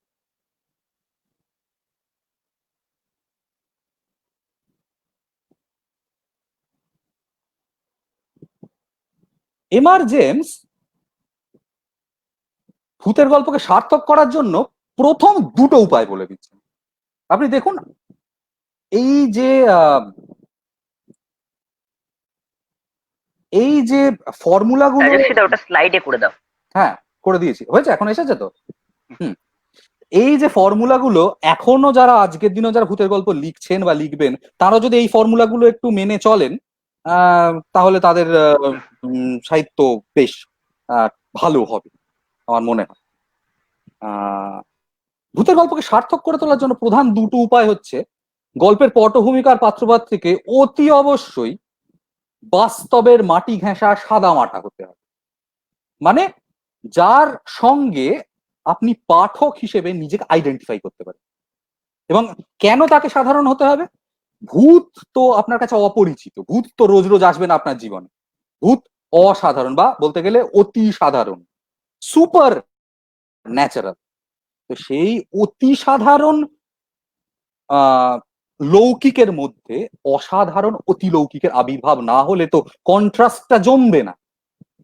আপনার সাদামাটা জগতে একটা অসাদামাটা একখানা ভূত ঢুকে পড়ে সে তাণ্ডব করে বেড়াচ্ছে, তবেই তো ভয়টা তৈরি হবে।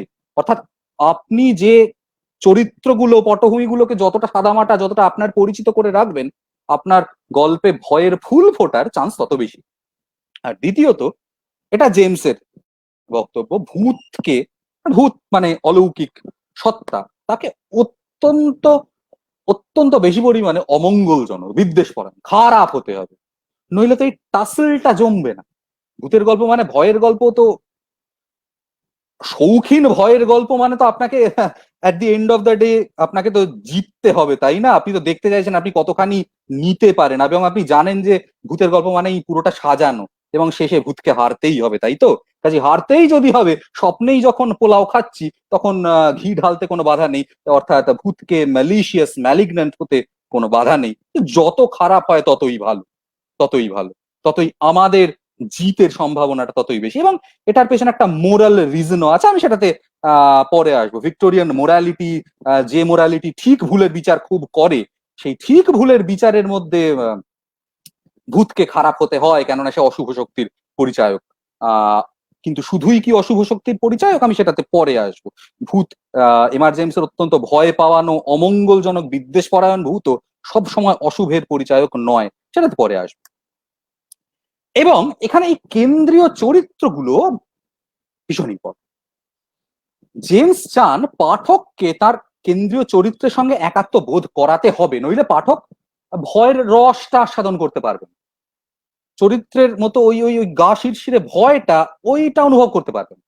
তাই জেমস তার কেন্দ্রীয় চরিত্রদের সাধারণ ইংরেজ ভদ্রলোকের প্রতিনিধি করে আঁকতে চেয়েছেন। এবার এখানে একটা কথা আছে, জেমস চান তার পাঠকদের মতো করে তার কেন্দ্রীয় চরিত্রকে আঁকতে, কিন্তু বেসিক্যালি তিনি যাদেরকে এঁকে ফেলেছেন তারা আসলে ওই ইতিহাসবিদ, পণ্ডিত, সিঙ্গল ব্যাচেলর এমআর জেমসেরই ছায়া। এরা প্রত্যেকে নির্জনতা প্রিয়, এদের বন্ধু সংখ্যা হাতে গোনা, এরা বেশিরভাগই অকৃতদার, পড়াশুনোয় ডুবে থাকেন, একাচোরা মানুষ, বেশিরভাগ ক্ষেত্রেই তারা শিক্ষা জগতের সঙ্গে যুক্ত, হয় শিক্ষক নইলে অধ্যাপক, লাইব্রেরিতে কাজ করেন, গবেষক। এবং এদের প্রত্যেকেরই ঐতিহাসিক জিনিসের প্রতি একটা প্রবল প্রচন্ড ঝোঁক। এরা পুরনো কাগজপত্র হাতে পেলে সেগুলোকে নিয়ে গবেষকের মতো উৎসাহে সেগুলোকে নিয়ে লেগে পড়ে, সেগুলোকে সাজিয়ে রাখতে, সিরিয়ালাইজ করতে। এবং ছুটিতে বেড়াতে গিয়ে জেমস নিজেও যেটা বারবার করতেন, তিনি ফ্রান্সে বেড়াতে গেছেন, সেখানে গিয়ে তার বন্ধুরা তাকে বলছে চলো অমুক টুরিস্ট স্পটে যাই, তমুক টুরিস্ট স্পটে ঘুরে আসি। তিনি কোথাও যাননি, তিনি কোথায় কোন ছোট গ্রাম, সেখানে কোথায় কোন পুরনো গির্জা, সেই পুরনো চার্চের প্যানেলের ছবি আঁকতে বা প্যানেলের ফটো নিতে, তার নোট নিতে ব্যস্ত হয়ে পড়লেন। এটা জেমসের জীবন থেকে অনেক জানা যায়। তো তার চরিত্রগুলো ঠিক একই রকম জিনিসপত্র করে। আপনি এর সঙ্গে নিশ্চয়ই সত্যজিতের বাদুড় বিভীষিকার কেন্দ্রীয় চরিত্রেরও মিল পাচ্ছেন। সেই ভদ্রলোকও কলকাতা থেকে দূরে সিউড়ি চলে গিয়েছিলেন, কেননা তিনি টেরাকোটার মন্দির নিয়ে গবেষণা করছিলেন। তিনি একা মানুষ, বিয়ে টিয়ে করেননি, এবং সেইখানে গিয়ে তার একটা অলৌকিক অভিজ্ঞতার সংখ্যা হয়। এমআর জেমস আমাদের বাংলা সাহিত্যেও ঢুকে পড়েছেন। আমি সত্যজিৎ রায়ের কথাটাই বললাম, কেননা এই মুহূর্তে তার নামটাই আমার মাথায় এলো। আমি আর অনেক অনেক এরকম রেফারেন্স আপনি খুঁজলে পাবেন। এবং এই এমআর জেমসের মূল হবি তো, মূল ইন্টারেস্ট তো ইতিহাসে, ওই আপাত তুচ্ছ অর্থহীন খুঁটিনাটি ইতিহাসে জেমসের মানুষগুলো সেই রকম জিনিসেই ইন্টারেস্টেড, যার জন্য ওই তারা এখানে ওখানে খুঁজতে টুজতে গিয়ে এমন সব কিছু জিনিস পেয়ে যান যেগুলোকে কেউ পাত্তা দেয়, কিন্তু তাদের সে জিনিসগুলো ভালো লাগে। যেমন ধরুন ওই হুইসল মাই ল্যাড অ্যান্ড আইল কাম টু ইউ, এই গল্পে একটা প্রাচীন হাড়ের বাঁশি, কিংবা কি বলবো, স্কুল স্টোরি গল্পে একটা বাইজান্টিন সাম্রাজ্যের একটা মোহর, কিংবা ওয়ার্নিং টু দ্য কিউরিয়াস গল্পে প্রাচীন ইংল্যান্ডের রাজা রেডওয়ার্ল্ডের মুকুট, এই সমস্ত ছোটখাটো খুঁটিনাটি জিনিসগুলো। এবং এই খুঁটিনাটি জিনিসগুলো পেয়েই তারা এমন একটা কাজ করে ফেলেন যেটা হয়তো অনধিকার চর্চা, যেটা তাদের করা উচিত হয়নি। এবং এইখান থেকেই ভয়ের শুরু, এইখান থেকেই ভয়ের শুরু। আপনারা শুধুমাত্র জেমস নয়, জেমসের সমসাময়িক আর্থার কোনান ডয়েলের গল্পে এরকম জিনিস অনেক খুঁজে পাবেন। অন্যান্য অনেকের লেখাতেই পাবেন, বাংলাতেও এসেছে। যেমন ধরুন প্রাচীন অভিশাপ জড়িয়ে আছে এমন একটা কোনো জিনিসের সঙ্গে। মনে করুন ফারাওয়ের কোনো আংটি কিংবা কোনো একটা প্রাচীন পানপাত্র, যেটা যেটাকে স্থানচ্যুত করা হয়তো ওই কেন্দ্রীয় চরিত্রের উচিত হয়নি। এইবার এই উচিত হয়নি এই কথাটা আমি কেন বলছি, কি করে বলছি না, এই জিনিসটাকে স্থানচ্যুত করবার ফলেই এই প্রাচীন অভিশাপ এই কেন্দ্রীয় চরিত্রদের তাড়া করে আসে। এবং সেইখান থেকেই ভয়, এই কিভাবে তাড়া করছে তাকে, সেইটাই হচ্ছে ভয়ের প্রতিপাদ্য। এবং কেন তাকে তাড়া করে আসছে এই প্রাচীন অভিশাপ? আমি তো বেড়াতে গিয়ে, সমুদ্রের ধারে বেড়াতে গিয়ে একটা বালির মধ্যে ঢুকে থাকা একটা প্রাচীন ঝিনুক আমি কুড়িয়ে নিতেই পারি। তো আপনি আমি বেড়াতে গিয়ে যে কেউই করেছি, তাহলে কি সেটা করা আমাদের উচিত হয়নি? এইখানেই হচ্ছে জেমসের ভিক্টোরিয়ান মোরালিটির কথাটা, যেটা কথা আগে বলছি। ভিক্টোরিয়ান মোরালিটির গল্প বলে এটা তুমি করবে না বা এটা তুমি করবে, খুব খুব ওয়াটার টাইট কম্পার্টমেন্টে ভাগ করা ছিল ভিক্টোরিয়ান মোরালিটির জগৎ। সেই জগৎ, সেই ডুজ অ্যান্ড ডোন্টস এর বেড়ায় বাঁধা জগতের মধ্যে থেকে, মানে জগতের বাইরে গিয়ে কোনো কিছু করাটা গোঁড়া ভিক্টোরিয়ান জেমসের পছন্দ নয়। অর্থাৎ আপনি এমন একটা কিছু করলেন যেটা হয়তো প্রকৃতির স্থিতিশীলতাকে নষ্ট করলো, ব্যালেন্সটাকে নষ্ট করলো। আপনি যেটা করলেন, আপনি আপনি জানতে চাইছেন, ওই ওই মানুষগুলোর মতো আপনার আপনার অনুসন্ধিৎসা আছে, প্রচন্ড পরিমাণে আপনার জানার ইচ্ছে, সে এতটাই জানার ইচ্ছে যে সেটা অতি কৌতূহলের পর্যায়ে পড়ে। অতি কৌতূহল ভিক্টোরিয়ান যুগে, এমনকি আধুনিক যুগেও অত্যন্ত গর্হিত একটি অপরাধ বলে গণ্য হতো এবং হয়। অতি কৌতূহল প্রকৃতির নিয়মের স্থিতিশীলতা নষ্ট করে, ব্যালেন্স নষ্ট করে। এবং তখনই সেই প্রাচীন অভিশাপকে ভয়ের রূপ ধরে আসতে হয়। কেন আসতে হয়? তা পুনঃস্থাপনের জন্য, ব্যালেন্সকে ফিরিয়ে দেওয়ার জন্য, ব্যালেন্স রিস্টোর করার জন্য। এইখানেই ভয় বস্তু যে অলৌকিক ভয়ঙ্কর, সে আপাত দৃষ্টিতে আমাদের চোখে অশুভ হলেও সে কিন্তু আসছে প্রকৃতির নিয়মের ব্যালেন্সকে রিস্টোর করার জন্য। অর্থাৎ সে কিন্তু একটা শুভ শক্তি, মোরালিটির এজেন্ট হয়েই আসছে। যেমন এমআর জেমসের ওই ওই ওই গল্পটা নিউ ইয়ার স্টোরি, যতদূর মনে পড়ছে আমার নাম, হ্যাঁ, নিউ ইয়ার স্টোরি, সেই গল্পে এক বৃদ্ধ ভদ্রলোকের স্ত্রী এবং ছেলে তাকে সম্পত্তি লোভে মেরে ফেলেছিল। পরে, অর্থাৎ মানে মেরে ফেলেছিল বিষ দিয়ে, সেটা তো প্রকৃতির নিয়মের ব্যত্যয় হলো তাতে। এবং তা সেই রিভেঞ্জ নেওয়ার জন্যে সে কোনো এক অলৌকিক সত্তা, সে যে মানুষটি মারা গেছে তার আত্মাই কিনা জানা যায় না, ফিরে এসে তাদেরকে আবার নিয়ে গেল তার সঙ্গে। বেসিক গল্পের ধাঁচটা এই। কিংবা আপনি যদি সেই রকম রিভেঞ্জের কথা বলতে চান, হ্যামলেটের বাবার ভূত, শেক্সপিয়ারের হ্যামলেট নাটকে যখন হ্যামলেটের বাবার ভূত আসে, সে কিন্তু অশুভের প্রতীক হিসেবে আসে না। তাকে দেখে ভয় লাগে বটে, কিন্তু সে অশুভের প্রতীক হিসেবে আসে না।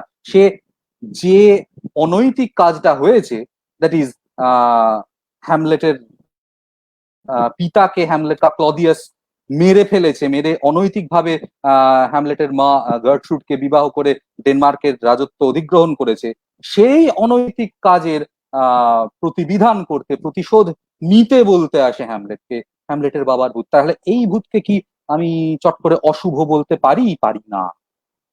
এই হচ্ছে এমআর জেমসের ভূত, এমআর জেমসের গোস্ট। এবং এখানে একে ভয় পাওয়ার কারণটা কি? এখানে আমাদের একটুখানি ফ্রয়েডের কথাও ভাবতে হবে। 1919 সালে জেমস যখন গল্পটা লেখা অনেকদিন তার আগেই শুরু করে দিয়েছেন, 1919 সালে ফ্রয়েডের ডাস উনহাইমলিশ প্রবন্ধটা ছাপা হয়। ইংরেজিতে এই প্রবন্ধের নাম করা হয়েছে দ্য আনক্যানি। কিন্তু আনক্যানি আর উনহাইমলিশ শব্দ দুটো এক নয়। উনহাইমলিশ কথাটা আসছে জার্মান হাইম শব্দ থেকে। হাইম কথাটার মানে হচ্ছে হোম। উনহাইমলিশ কথাটাকে যদি আমি আক্ষরিকভাবে ইংলিশে ট্রান্সলেট করি তাহলে এটা হয় আনহোমলি। কিন্তু উনহাইমলিশ কথাটার মানে মানে এর যোগরূঢ় অর্থ হয় আনক্যানি, গা ছমছমে, যাকে আমরা ঠিক নিতে পারি না, যাকে আমরা ঠিক যার মুখোমুখি হতে ভয় পাই, এই গা ছমছমে ভাব। ফ্রয়েড সেই দাস উনহাইমলিশ তত্ত্বে যেটা আলোচনা করছেন তার মূল কথাটা হলো আমরা ভয় পাই সেই সমস্ত জিনিসকে যাকে আমরা চিনি না।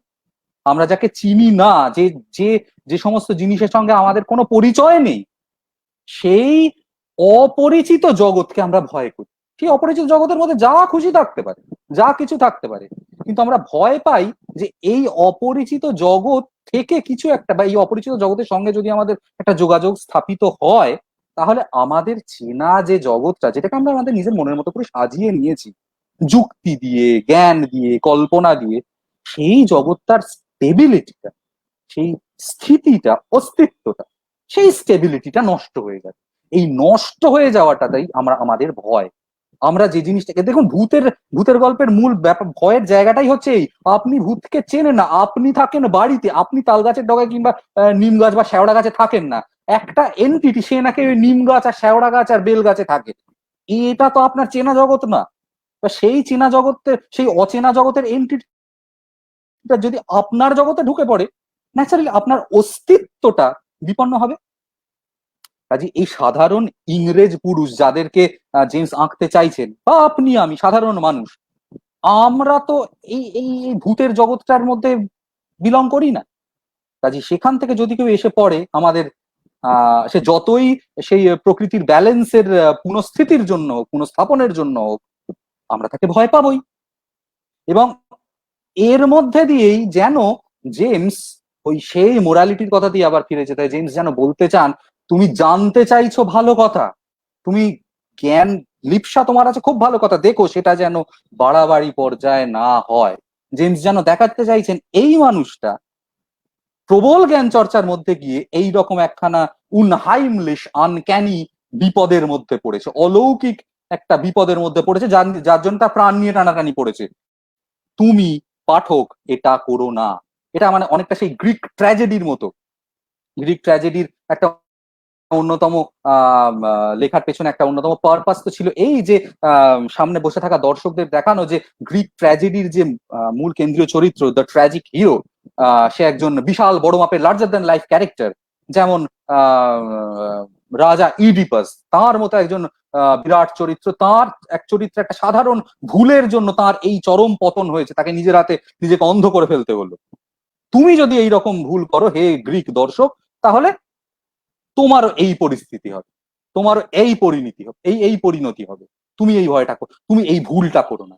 জেমসও যেন সেই রকমই বলতে চাইছেন। আফটার অল জেমস নিজে গ্রিক নাটকের, প্রাচীন গ্রিক নাটকের বিরাট বড় ভক্ত ছিলেন। মানে ইনফ্যাক্ট জেমসের একটা গল্পের নামই হচ্ছে আ ওয়ার্নিং টু দ্য কিউরিয়াস, কৌতূহলী সাবধান। এই গল্পটা আমি অনুবাদ করেওছি। কিংবা কাউন্ট ম্যাগনাস গল্পে যে সেন্ট্রাল চরিত্র, সেন্ট্রাল ক্যারেক্টার, কেন্দ্রীয় চরিত্র রক্সল, তার এত বেশি কৌতূহল যে তিনি একটা আউট অফ বাউন্ডস একটা সমাধি মন্দিরে ঢুকে বারবার করে বলতে থাকেন, কাউন্ট ম্যাগনাস আপনাকে আপনার সঙ্গে দেখা হলে খুব ভালো হতো। তিনি ভালো মনেই বলেছেন, তার সাদা মনে কাদা নেই। কিন্তু এই কাউন্ট ম্যাগনাস তিনি একজন শয়তান উপাসক, এক প্রাচীন কাউন্ট ছিলেন, মোটেই তিনি ভালো লোক ছিলেন না। তাঁর আত্মা হঠাৎ করে জেগে উঠল সেখানে। এই কাউন্ট ম্যাগনাস গল্পের রক্সল সম্পর্কে এমার্জেন্স বলেই দিচ্ছেন, তার চরিত্রের সব থেকে বড় দোষ ছিল অতি কৌতূহল, আর তার মূল্য এঁকে চোকাতে হয়েছিল ভয়ানক ভাবে। গল্পের শেষে রক্সল মারা যান। আমরা আমরা যেন দেখতে পাই যে না, এই রকম অতি কৌতূহল, অতি বাড়াবাড়ি ভালো কথা নয়। সত্যি কথা বলতে গেলে কি, যেখানে যা দেখছো তাতেই হাত দিতে হবে না। জ্ঞান ভালো, জ্ঞান চর্চা ভালো, তার অতিমাত্রায় জ্ঞান চর্চা, অতি কৌতূহল, অনধিকার চর্চা ভালো নয়, ঠিক কথা নয়। এবার তাহলে ওই ভয়ের খেলাটা জেমস জমাচ্ছেন কি করে, তাই নিয়ে একটু কথা বলি। আগেই বলেছি জেমসের ভূতের গল্পের ভয়ের মধ্যে কোনো খাদ থাকে না, তার মধ্যে কোনো তাত্ত্বিক কচকচানি থাকে না। এমার্জেন্স যখন গল্প লিখছেন তখন আটলান্টিকের এপার ওপার জুড়ে স্পিরিচুয়ালিস্ট আন্দোলনের রমরমা, কিন্তু একটি বারের জন্য জেমসের গল্পে কখনো স্পিরিচুয়ালিস্ট তাত্ত্বিক ব্যাপার স্যাপার আসেনি, অথচ তাঁরই শিষ্য ইএফ বেনসনের গল্পে প্রচুর এসেছে, আরো অনেকের গল্পেই প্রচুর এসেছে, আর্থার কোনান ডয়েলই বারবার করে নিয়ে এসেছেন। সেই রকম জিনিসকে জেমস একদম নিয়ে আসেনি, কারণ জেমসের মতে ভূতের গল্প মানে যেটা একটা গল্প, নিটোল একটা গল্প বলতে হবে, তুই সব তত্ত্ব কথা টথা সব চলবে না। আর তাছাড়া স্পিরিচুয়ালিজম ইত্যাদি ইত্যাদি ওই অকাল্ট সত্তাদের প্রকৃতি জানতে চায়, সে জেনে গল্পের কি হবে? স্বাভাবিক প্রকৃতি দিয়ে তো ভয়াল রসের চাহিদা মেটে না। আপনি তো মানে ম্যাগনিফাইং গ্লাসের তলায় রেখে আপনি গিনিপিগকে দেখতে পারেন, আপনি গিনিপিগের থেকে ভয় পেতে পারেন। যাই, এবং ওই মানে ওই রূপকথার গল্পে যেরকম ভালো উপকারী ভূতকে পাওয়া যায়, ও সবকে তিনি সাহিত্যিক ভূতের গল্পে তিনি আনতে চাইছেন না, সব দুগ্ধপোষ্য বাচ্চাদের জন্য। এবং আরো যেটা বললাম, ওই প্রাণ নেয়া, পাগল করে দেয়া, অবাঞ্ছিত কিছু রহস্যকে সামনে নিয়ে আসা, বেশি কিছু গল্পের ভূতেদের দ্বারা করা সম্ভব নয়। কাজেই জেমস বলছেন বৈচিত্র্যের বিপুল সম্ভাবনা পড়ে আছে একমাত্র একমাত্র গল্পের পরিবেশ আবার চরিত্রের নির্মাণের মধ্যে দিয়ে। এবং এই সঠিক পরিবেশ তৈরি করা আর তার ভৌতিকের প্রথম আবির্ভাবের উপর লেখকের প্রধান দৃষ্টি থাকা উচিত। জেমসের ভয় একটা, আপনারা এতক্ষণে নিশ্চয়ই বুঝেছেন, একটা অত্যন্ত নান্দনিক একটা আবেদন আছে জেমসের ভয়, একটা এস্থেটিক একটা ফিলিং, একটা এস্থেটিক প্লেজার জেমস তার পাঠকদের দিতে চান।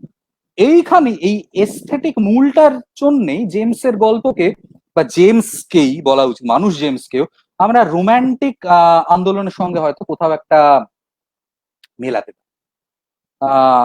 আমি রোমান্টিক আন্দোলন সম্পর্কে খুব বেশি কথা এখানে বলবো না, এটা বলবার জায়গাও না, কিন্তু একটা কথা বলি, 1798 সালের লিরিক্যাল ব্যালেডস কাব্যগ্রন্থের প্রকাশের মাধ্যমে মনে করা হয় রোমান্টিক ইতিহাস শুরু, রোমান্টিক সাহিত্যের রচনা শুরু। এই রোমান্টিক কাব্য আন্দোলনের, রোমান্টিক সাহিত্য রোমান্টিক সাংস্কৃতিক আন্দোলনই বলা ভালো, তার একটা মূল ধারণা ছিল, একটা মূল নীতি ছিল, প্রকৃতিতে ফিরে যাওয়া শুধুমাত্র নয়, এই আমাদের চারিদিকে যা আছে তাকে দেখে অবাক হতে শেখা। তার আগে যুক্তিবাদের যুগ ছিল, যুক্তিতে যা আসবে না তাই ভুল। ভিক্টোরিয়ান যুগও সাধারণত ভাবতো সেটাই, যা যুক্তিতে আসে না তাকে বার্তা দেওয়ার কোনো দরকার নেই। রোমান্টিক যুগ ভাবতো পৃথিবীতে এত কিছু আছে, অবাক না হয়ে যাই কোথায়?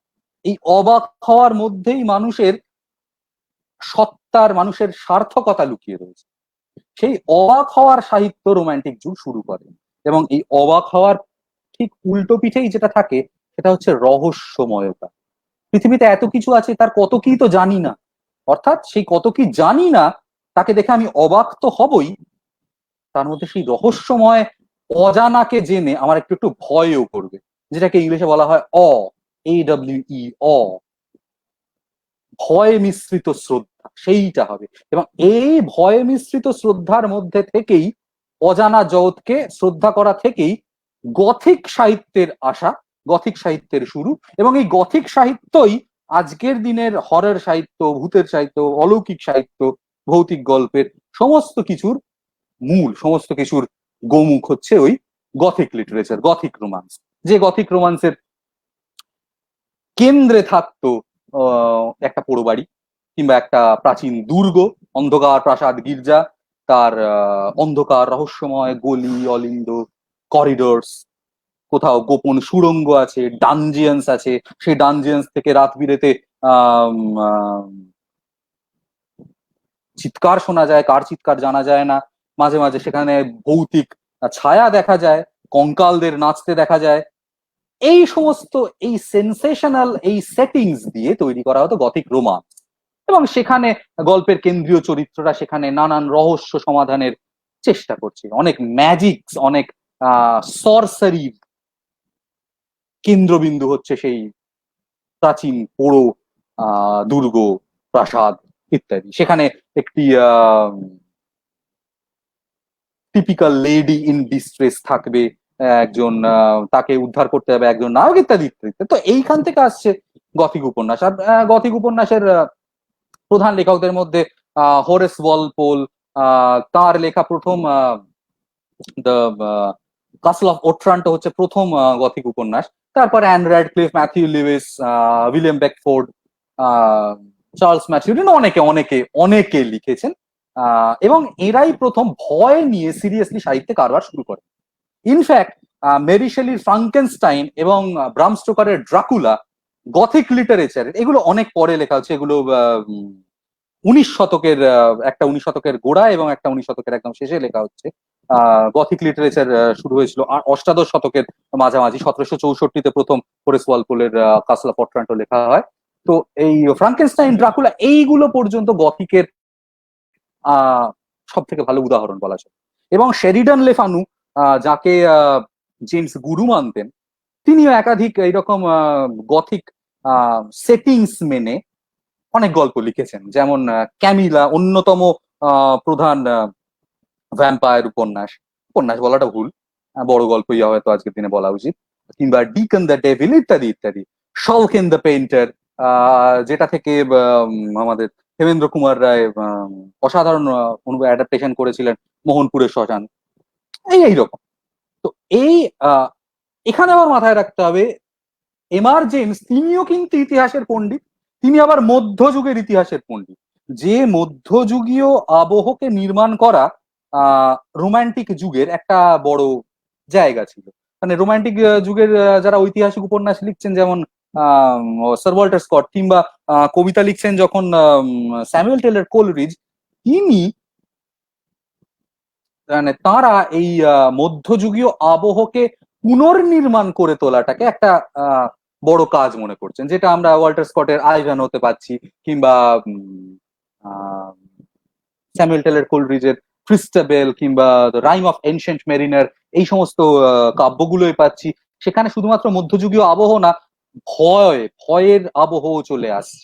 এখন মধ্যযুগের পণ্ডিত জেমসের কাছে সেই রোমান্টিক মধ্যযুগীয় আবহের একটা অ্যাপিল ছিল। তিনিও এই গথিক মধ্যযুগীয় আবহকে নিজের গল্পে নিয়ে আসছে। কিন্তু গথিকের মধ্যে বেশ কিছু উপাদান ছিল, ওই যেমন ওই রাত বিরেতে কঙ্কালের নাচ, কিংবা অতৃপ্ত আত্মার চিৎকার ইত্যাদি মোটা দাগের জিনিসগুলোকে জেমস বাদ দিতে চাইছেন। কেননা তিনি জানেন এই মোটা দাগের জিনিসগুলো, এইখানেই দেখুন জেমস কিভাবে শিল্পী, এই মোটা দাগের ভয় তিনি রাখতে চাইছেন। কারণ তিনি জানেন যত বেশি মোটা দাগের উপাদান থাকবে, প্রচুর রক্তপাত, প্রচুর ওই দাঁত নখ বের করা ভূত, বারবার করে ভূতকে দেখা যাচ্ছে, সেই ভূত থেকে আর যাই হোক ভয়, শিহরণ, এস্থেটিক প্লিজিং টেরার, তার উৎপত্তি সেই সব থেকে হয় না। সেটা অনেক, যে ভয় তার থেকে পাওয়া যায় সেটা মানে অনেক অনেক মোটা দাগের সেন্সেশন। জেমস অনেক বেশি সূক্ষ্ম অনুভূতির মানুষ। জেমস এই সমস্ত দিয়ে ভয় দেখাতে চান। জেমস তাহলে কি করছেন? জেমস তার গল্পে যেটা আনছেন সেটা হচ্ছে নিরেট ভয়,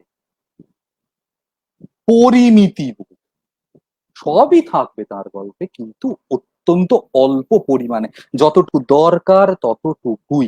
নিরেট ভয় থাকবে, অনির্দেশ্য অন্ধকার, কিন্তু কলমকে সংযত, অপার্থিবের আক্রোশ থাকবে, বিদেহীর চিৎকার থাকবে, হিংস্র ভয়ঙ্করের হাতে রক্তপাত থাকবে, সব থাকবে, কিন্তু যতটুকু দরকার, ধাপে ধাপে সুর চড়ানো।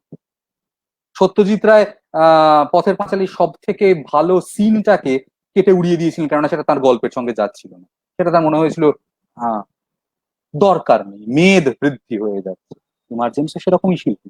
তিনি বলছেন রেটিসেন্স, পরিমিতি বোধ, maybe an elderly doctrine two preach. বুড়োদের জিনিস হতে পারে, মানে মনে হতে পারে বয়স্কদের ব্যাপার, এটা করো না ওটা করো না, পরিমিতি বোধ। Yet from the artistic point of view, শৈল্পিক দৃষ্টিকোণ থেকে এটা একটা খুব ভালো জিনিস। I am sure it's a sound one. Reticence conduces to effect and blatancy ruins it. Blatancy মানে মোটা দাগের দড়াম করে বলে দেওয়া, দিয়ে সবকিছু হয় না, আর্টিস্টিক এফেক্ট চলে যায় তাতে। রেটিসেন্স, পরিমিতি বোধ দিয়ে আর্টিস্টিক এফেক্ট রিচ করা যায়। And there is much blatancy in a lot of recent stories. ইদানিং কালে যে সমস্ত গল্প হচ্ছে, এমার্জেন্স বলছেন some remarks on ghost stories লেখাটায়, যেটার কথা সুদীপ বলছিল একটু আগে, এখনকার অনেক গল্পেই অনেক বেশি ব্ল্যাটেন্সি, অনেক বেশি মোটা দাগের সবকিছু ছড়িয়ে ছিটিয়ে বলে দেওয়া হয়ে যাচ্ছে, অত কিছু বলার দরকার নেই। জেমস অনেক কিছু বলেন না, এটা তার বাক সংযমের শিল্প। এই ভয়ের উপর উপর উপর উপর ভয়ের উপাদান চাপিয়ে চাপিয়ে ওই দিয়ে জানেন জেমস, ওই দিয়ে গা শিরশিরানি পাওয়া যায় না, গা শিরশিরানি অনুভব করা যায় না। না, আপনি আপনি দেখুন, আপনি এখনকার দিনেই যে সমস্ত ভূতের গল্প আপনার চারপাশে আছে, আপনি বেশিরভাগ ক্ষেত্রে দেখুন সব থেকে ভালো ভূতের গল্প আপনি সেইগুলোকেই বলবেন যে ভূতের গল্পে ভূতকে দেখা যায় না চট, যেখানে যেই মুহূর্তে ভূতকে দেখা হয়ে গেল আপনি জানবেন ভয়টা চলে গেল। এইখানে আহ অ্যান র্যাডক্লিফের একটা কথা বলা আমার মনে হয় একটু দরকার। অ্যান র্যাডক্লিফ, তিনি ওই গথিক উপন্যাসের একজন অত্যন্ত জনপ্রিয় লেখিকা ছিলেন অষ্টাদশ শতকের শেষে এবং 19 শতকের গোড়ায়। তিনি তার তার মিস্ট্রিজ অফ উডলফো একটা অত্যন্ত মানে সেন্সেশন ফেলা উপন্যাস ছিল। তিনি একটা প্রবন্ধে on the supernatural on poetry, এই প্রবন্ধটা 1826 সালে হরার আর টেরার, আমার বলা উচিত টেরার আর হরারের মধ্যে একটা খুব সুন্দর একটা বিভাজন করেছেন। তিনি বলছেন টেরার হচ্ছে সেই জিনিস, সেই অনুভূতিগুলো যেগুলো মানুষের কল্পনা শক্তি, মানুষের ফ্যাকাল্টি গুলোকে এক্সপ্যান্ড করতে, তুলে আনতে, প্রসারিত করতে সাহায্য করে, সেটা হচ্ছে টেরার। আর হরার হচ্ছে যে ভয় মানুষের আত্মাকে সংকুচিত করে দেয়, কুঁকড়ে দেয়, এবং প্রথমটাই ভালো, দ্বিতীয়টা দ্বিতীয়টা সংকুচিত করে, প্রথমটা প্রসারিত করে, প্রথমটার প্রতি লক্ষ্য রাখা উচিত লেখকের। অর্থাৎ অন্যভাবে বলতে গেলে টেরার হচ্ছে ভয়বস্তুর আগে, মানে ভয়বস্তুকে দেখার আগে পর্যন্ত আমাদের মনে যে ভয়টা থাকে, কি হবে কি হবে একটা ভাব, একটা অথচ একটা কৌতূহল, আমি জানি ওখানে ভয় আছে কিন্তু আমার একটা একটা একটা কৌতূহল আছে, মানে আমি না দেখেও পারবো না, একটা একটা অদৃশ্য অমোঘ টান আমাকে নিয়ে চলেছে। জেমসের হিরোদের মতো, জেমসের কেন্দ্রীয় চরিত্রদের মতো, মানে এরা জানে যে ওই রকম ওই ওই রেড ওয়ার্ল্ডের মুকুটটা তুলতে যাওয়া হয়তো উচিত হবে না, কিন্তু তাও সেই চরিত্র সেটা করে ফেলে। এবং তারপর যে ভয়ের উৎপত্তি হয়, সেই ভয় বস্তুকে সে যখন দেখে ফেলে, তারপর আসে হরর। এমআর জেমস ওই ভয় বস্তুকে দেখে ফেলার পরে কি হচ্ছে হরর, তাই নিয়ে তিনি চিন্তিত নন। তিনি ওই টেরারের পর্যায়টা নিয়ে চিন্তিত। ভয় বস্তুকে চোখের সামনে আসার আগে পর্যন্ত যে ভয়ের খেলা, সেইটা নিয়ে তিনি ব্যস্ত, সেইটা নিয়ে তিনি ইন্টারেস্টেড, সেইখানেই তিনি তার ওই পরিমিতি বোধ। এমনকি অনেক পরে স্টিফেন কিং পর্যন্ত বলছেন আমি আমি আমি আমার পাঠককে টেরারাইজ করতে চাই, আমার এক্ষুনি ভার্বেটিং কোডটা মনে পড়ছে না, আমি আমি পাঠককে টেরারাইজ করতে চাই, যদি করতে না পারি তাহলে আমি হরিফাই করি, যদি তাও করতে না পারি তাহলে আমি গ্রস আউটের দিকে চলে যাই, একদম মানে স্থূল মোটা দাগের গ্রস আউটে চলে যাই আমার গল্পে। কিন্তু সেটা সত্যি কথা বলছি, সেটা আমার কাছে খুব একটা গর্বের বিষয় না। এটা কে বলছেন? এটা এটা এটা স্টিফেন কিং বলছেন, মানে এখন ইদানিংকালে মানে জীবিত হরর লেজেন্ডদের রাজা স্টিফেন কিং, তিনি বলছেন এই কথা। এমার জেমস তো ওই একই পন্থায় চলেছে। জেমসের নিজের গল্পের ভয়ঙ্কর সবসময় গোস্ট, মানে মৃত ব্যক্তির আত্মা, সেই অর্থে ভূত নয়, যা কিছু অনেক কিছুই হতে পারে। যেমন কাস্টিং দ্য রুমস গল্পে একজন নারকীয় দানব, কাউন্ট ম্যাগনাস গল্পে সেও একজন নারকীয় দানব কিনা সে জানা যায় না। দ্য অ্যাশট্রি গল্পে একটা বিদঘুটে মাকড়সা আসে, কিন্তু সে মাকড়সাটাও মাকড়সা কিনা জানি না। দ্য স্টলস অফ বারচেস্টার গল্পে একটা ভুতুড়ে বেড়াল আছে, সেটাও ভুতুড়ে বেড়াল কিনা ঠিক জানা যায় না। আপনাদের গল্পগুলো পড়তে হবে সেগুলোর জন্য। এবং এদের থেকে যে ভয়টা উৎপন্ন হয় আস্তে আস্তে, আস্তে আস্তে ধীরে ধীরে শিকারকে জানতে না দিয়ে তাকে পাকে পাকে বেঁধে ফেলে, পাঠকও বাঁধা পড়েন তার সঙ্গে। এবং তারপর আলটিমেটলি গল্পের ক্লাইম্যাক্স, সেই গল্পের ক্লাইম্যাক্সে কি হবে বা সেটা কেমন, সেটা সেখানেও জেমস স্বকীয়। তার গল্পের ক্লাইম্যাক্সে যে ভূত সবসময় সামনে এসে হাজির হবে তাও কিন্তু নয়। জেমস নিজেকে এটাকে বলছেন আর নাইসলি ম্যানেজ ক্রিসেন্ডো, একটা ঝালার পর একটা তেহাই পড়ার মতো ব্যাপার, ক্রিসেন্ডোর পর একটা চরম বিস্ফোরণ। এবং এটা করবার জন্য জেমস একটা কথা বলছেন, তিনি তার ভূতের গল্পকে কখনো একদম সমসাময়িক বাস্তবে এনে ফেলছেন, অথচ তিনি আগে তো বলেছেন যে সমসাময়িক বাস্তবের মতো পটভূমি রচনা করতে হবে। তাহলে ব্যাপারটা কিরকম হলো? না, তার চরিত্র, তার পটভূমি এইগুলো হবে বাস্তবোচিত, কিন্তু সেই অতি বাস্তবের মধ্যেও একটা প্রাচীন পরিমণ্ডল তৈরি করতে হবে। সেই পরিমণ্ডলটা তৈরি না করলে ওই প্রাচীনের উপযোগী অভিশাপ এসে হাজির হতে পারে।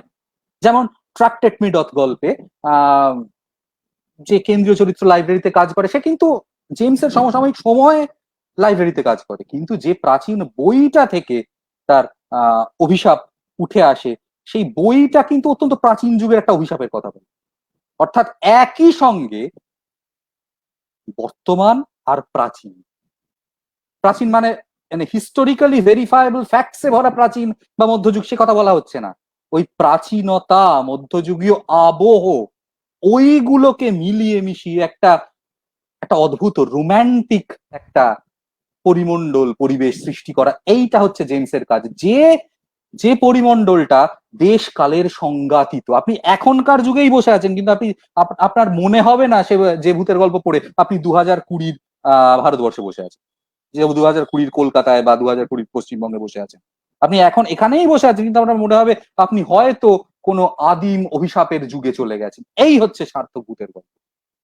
যে জিনিসটা হয়তো আমাদের তারানাথ তান্ত্রিক যে ফিলিংটা দেয়, আমাদের যে অনুভূতিটা দেয়, আপনি 2020 সালের কলকাতায় বসে পড়লেও আপনার মনে হবে আপনি চলে গেছেন সেই 1940-এর দশকের কলকাতার মঠ। এই হচ্ছে সার্থক ভূতের গল্প। আপনি দেখুন জেমসের জেমসের গল্পের ফর্মুলাগুলো সমস্ত ক্ষেত্রেই এক, দেশকাল নির্বিশেষেই এক। এবং জেমস এটাও জানেন যে পাঠককে এইখানেই এইখানেই জেমসের পাঠকের সঙ্গে একটা একটা অন্য সম্পর্ক তৈরি হয়ে যায়। জেমস জানেন পাঠক সে তো আধুনিক কালের মানুষ, আধুনিক পাঠক, সে আজগুবি গল্প সে বিশ্বাস করে না। ভূতের গল্প আদ্যন্তভাবে অলৌকিক, সুপারন্যাচারাল, অবাস্তব, সে তো পাত্তা দেবে না। তাহলে তাকে পাত্তা দেওয়াতে হবে। তো তিনি সেটা কিভাবে করবেন? জেমস এখানে অত্যন্ত দক্ষ গল্প বলবে। তিনি কি জানেন? তিনি জানেন যে অলৌকিককে, পরাবাস্তবকে, অতি বাস্তবকে এই বাস্তব ধর্মী, বাস্তব বুদ্ধির পাঠকের সামনে নিয়ে আসার জন্য যেটা দরকার সেটা হচ্ছে একটা বাস্তবের প্রিটেক্সট, একটা নকল বাস্তব দরকার। অর্থাৎ তিনি এমন একটা বাস্তবের বাতাবরণ তৈরি করেন যে বাস্তবের বাতাবরণের মধ্যে দিয়ে অবাস্তব বা অতিবাস্তব বা অলৌকিককে ঢুকিয়ে দেওয়াটা অত্যন্ত সহজ। যার জন্য তিনি অত্যন্ত রিয়েলিস্টিক ভাবে তার গল্পের পটভূমি নির্মাণ করেন। মনে হতে পারে হয়তো এত এত কথা বলবার তো দরকার ছিল না, মানে কোথায় কোন যেমন ধরুন আপনি যদি ওয়ার্নিং টু দ্য কিউরিয়াস গল্পটা দেখেন কিংবা লস্ট হার্টস গল্পগুলো দেখেন, ওয়ার্নিং টু দ্য কিউরিয়াস গল্পে যেমন শুরুই হচ্ছে সমুদ্রের ধারে যে শহরটায় ঘটনাটা ঘটছে সেই শহরটার একটা অত্যন্ত ডিটেইলড বর্ণনা দিয়ে, চার্চে একটা ঘন্টা আছে, কি দিয়ে তৈরি চার্চ, চার্চের ধারে, মানে প্র্যাকটিক্যালি শহরটার ম্যাপ আপনার চোখের সামনে ফুটে উঠবে। কিংবা লস্ট হার্টস গল্পটায় যে বাড়িটার যে কুইন অ্যান্ড ভিলাতে এই ঘটনাটা ঘটছে তার একটা অত্যন্ত ভালো, একটা অত্যন্ত পুঙ্খানুপুঙ্খ বর্ণনা আপনি গল্পের প্রথম 3 প্যারাগ্রাফ জুড়ে পাবেন। কেন না জেমস চান পাঠক এই বর্ণনার মধ্যে দিয়ে গল্পের ভিতরে ঢুকে পড়ুক, সে যেন চোখের সামনে দেখতে পায়, পাঠকের কল্পনাকে তিনি জাগিয়ে তুলছেন। এবং তিনি জানেন সেটা তার করার দরকার, কেননা জেমস তিনি পণ্ডিত মানুষ, তিনি রস বোঝেন, তিনি রসবেত্তা, তিনি জানেন হরর পাঠকের সামনে সমস্তটা দিয়ে দিলে, সমস্তটা চোখের সামনে একদম খুলে দিয়ে দিলে রস পাবে না সে। সে যে তাতে যে ভূতের গল্পটা তৈরি হবে সেটা অত্যন্ত নিম্নমানের ভূতের গল্প, জেমস সেটা দিতে চান না। জেমস কি চান? জেমস চান পাঠক রসটা অনুভব করুন, এবং সেই রসটা অনুভব করবার জন্য পাঠকের নিজের কল্পনাকে কাজে লাগাতে হবে। সেই জন্য সেই পাঠকের কল্পনাটাকে কাজে লাগানোর জন্য তিনি অত্যন্ত রিয়ালিস্টিক ভাবে একটা ন্যারেটিভ তৈরি করছেন। তিনি বারবার করে একাধিক এই ফলস রিয়ালিজমের একটা প্রিটেক্সট তৈরি করছেন, ফলস রিয়ালিটির একটা নকল বাস্তবের একটা একটা একটা পরিমণ্ডল তৈরি করছেন। তিনি বারবার করে কাগজপত্র, দলিল পত্র ইত্যাদি নিয়ে আসছেন, যেন পাঠকের মনে হতে বাধ্য যে হ্যাঁ এত কাগজপত্রের কথা বলছেন যখন লেখক, তখন ব্যাপারটা নিশ্চয়ই সত্যি হবে।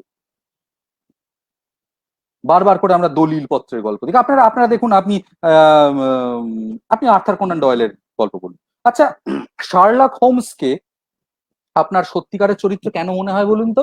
তার একটা কারণ হচ্ছে এই যে গল্পগুলো লেখা ডক্টর ওয়াটসনের ডায়েরির ভূমিকা, ডায়েরির ফরম্যাটে। ডায়েরি যেটা মানুষ রোজকার জীবনে লেখে, এবং এটা মনে করা হয় ডায়েরিতে যে মানুষ যা লিখছে সব সত্যি লিখছে। অর্থাৎ আপনি যখন শার্লক হোমসের বিবরণ ডায়েরিতে পড়ছেন, আপনি বাধ্য ভাবতে যে শার্লক হোমস সত্যি ছিল, তার কাজকর্মগুলো সত্যি। কিংবা এই নকল রিয়ালিটির, নকল রিয়ালিজমের জায়গাটা আমরা প্রফেসর শঙ্কুতেও পাই, যেহেতু প্রফেসর শঙ্কু লেখাগুলো ডায়েরিতে। ঠিক সেই রকম আমরা ইমার্জেন্সি লেখাতেও বিভিন্ন দলিল পত্র, মামলার দলিল, চিঠিপত্র, এই সমস্ত পাচ্ছি। পাঠকের মনে হতে বাধ্য যে হ্যাঁ, এগুলো হয়তো সত্যি হতে পারে। জেমস বারবার বলে দিচ্ছেন আমি বিভিন্ন কাগজপত্র পেয়েছি, সেইগুলো থেকে বিভিন্ন কাগজপত্র ঘেঁটে এই আমি এই গল্পটা খাড়া করেছি। যেমন কাউন্ট ম্যাগনাস গল্পে, যেমন মার্টিন্স ক্লোজে আইনি দলিলপত্র থেকে, স্টলস অফ বার্চেস্টার ক্যাথেড্রালে একজন গবেষক, তিনি গবেষণা করতে একটা লাইব্রেরিতে গিয়ে যে সমস্ত এই বার্চেস্টার ক্যাথেড্রালের এক পুরনো যাজকের চিঠিপত্র ইত্যাদি ইত্যাদি ঘেঁটে তিনি যে গল্পটা পাচ্ছেন তিনি তুলে ধরছেন, এবং এর মধ্যে দিয়েই পাঠক নিজে তার কল্পনাকে কাজে লাগাচ্ছে। অর্থাৎ আপনি বুঝতেই পাচ্ছেন এই বিভিন্ন ক্লু, বিভিন্ন ধরনের কাগজপত্র, এ থেকে জেমস যেটা তৈরি করছেন সেটা হচ্ছে একটা ফ্র্যাগমেন্টেড ন্যারেটিভ। ফ্র্যাগমেন্টেড ন্যারেটিভ মানে ভাঙা ভাঙা বিভিন্ন ক্লু বিভিন্ন রকমের ছড়িয়ে রয়েছে, যেন জিগস পাজলের টুকরোগুলো সামনে ছড়িয়ে দিলেন জেমস। জিগস পাজলের টুকরোগুলো জেমস সামনে ছড়িয়ে দিলেন, পাঠক পড়তে পড়তে নিজের মনের মধ্যে যেন ওই টুকরোগুলোকে সাজাতে থাকবে। এটা একটা, এই ভয়ের যাত্রাপথটা একটা পাঠকের একটা মানসিক নান্দনিক যাত্রাপথ হয়। কাজে এখানে পাঠক লেখকের সঙ্গী হয়ে যায়। এইখানে এমার্জেন্স সাহিত্যিক হিসেবে রসোত্তীর্ণ হন। সব লেখক পাঠককে নিজের সঙ্গী করে নিতে পারেন না। সব ভূতের গল্পের লেখকের কথাই শুধু আমি বলছি, যে কোনো লেখকই সব সময় পারেন না পাঠকের কল্পনা শক্তিকে জাগিয়ে তুলতে। সেই যে রবীন্দ্রনাথ যেরকম বলেছিলেন গানভঙ্গ কবিতায়, তটের বুকে লাগে নদীর ঢেউ, তবে তো কলতান উঠে, বাতাসে বনসভা শিহরি কাঁপে, তবে তো মর্মর ফুটে, গাহিবে একজন খুলিয়া গলা, আর একজন গাবে মনে। পাঠক শ্রোতা মানে গায়ক আর শ্রোতার যেমন দুজনের মনের মেলবন্ধন হতে হয়, জেমসের ক্ষেত্রে তেমন লেখক পাঠকের দুজনের মনের মেলবন্ধনটা হচ্ছে। বিভিন্ন ছবি, টুকরো টুকরো তথ্য ছড়িয়ে রাখছে। মানে কেমন বলুন তো, অনেকটা ওই গোয়েন্দা গল্পের মতো। মানে গোয়েন্দা গল্প পড়তে পড়তে যেমন আপনার মনে হতে থাকে যে এ খুনি না ও খুনি, এবং আপনি জানেন গোয়েন্দা গল্পে বিভিন্ন জায়গায় বিভিন্ন ক্লু ছড়িয়ে রেখেছেন গোয়েন্দা, এবং গল্পের শেষে গিয়ে যদি দেখেন হ্যাঁ আপনিও এইটাই ভেবেছিলেন এবং গোয়েন্দাও এইটাই ভেবেছেন, আপনার ভালো লাগে না বলুন? এই এই ভালো লাগাটা, এই রসোত্তীর্ণ হওয়ার আনন্দটাই, এই রসাস্বাদনের আনন্দটাই জেমস তাঁর গল্পে দিতে চান। কাজী জেমসের ভূতের গল্প নেহাত হরর স্টোরি না হয়ে একটা পাঠকের এস্থেটিক মানস যাত্রা হয়ে থাকে, আর সাধারণভাবে বলতে গেলে একটা অত্যন্ত ভালো থ্রিলারের জায়গা নিয়ে নেয়। আমার পড়া সব থেকে ভালো উদাহরণ হয়তো এই জেমসের গল্পের মধ্যে কাস্টিং দ্য রুমস। আপনি বুঝতে পারবেন না এটা হরর স্টোরি না থ্রিলার। জেমস পাঠককে নিজের কল্পনা শক্তিকে কাজে লাগিয়ে জিগসা পাজল খেলে পুরো ছবিটা কল্পনা করতে বাধ্য করেন। তিনি নিজে সমস্তটা তুলে দেবেন না হাতে। এইটা হচ্ছে পাঠককে সম্মান দেয়া। তিনি পাঠককে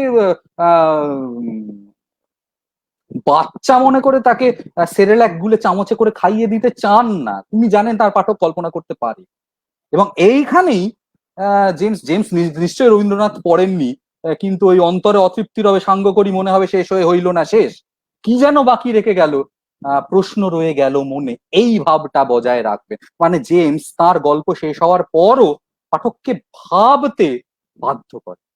কিন্তু পাঠক চাইলে তার পরে হয়তো যেটা সে পড়ছে তার লৌকিক ব্যাখ্যা দিতে পারে যুক্তি দিয়ে। যেমন ওই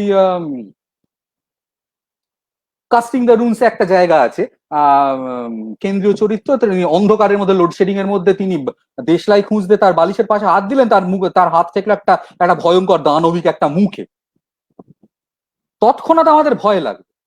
পাঠকের ভয় লাগবে।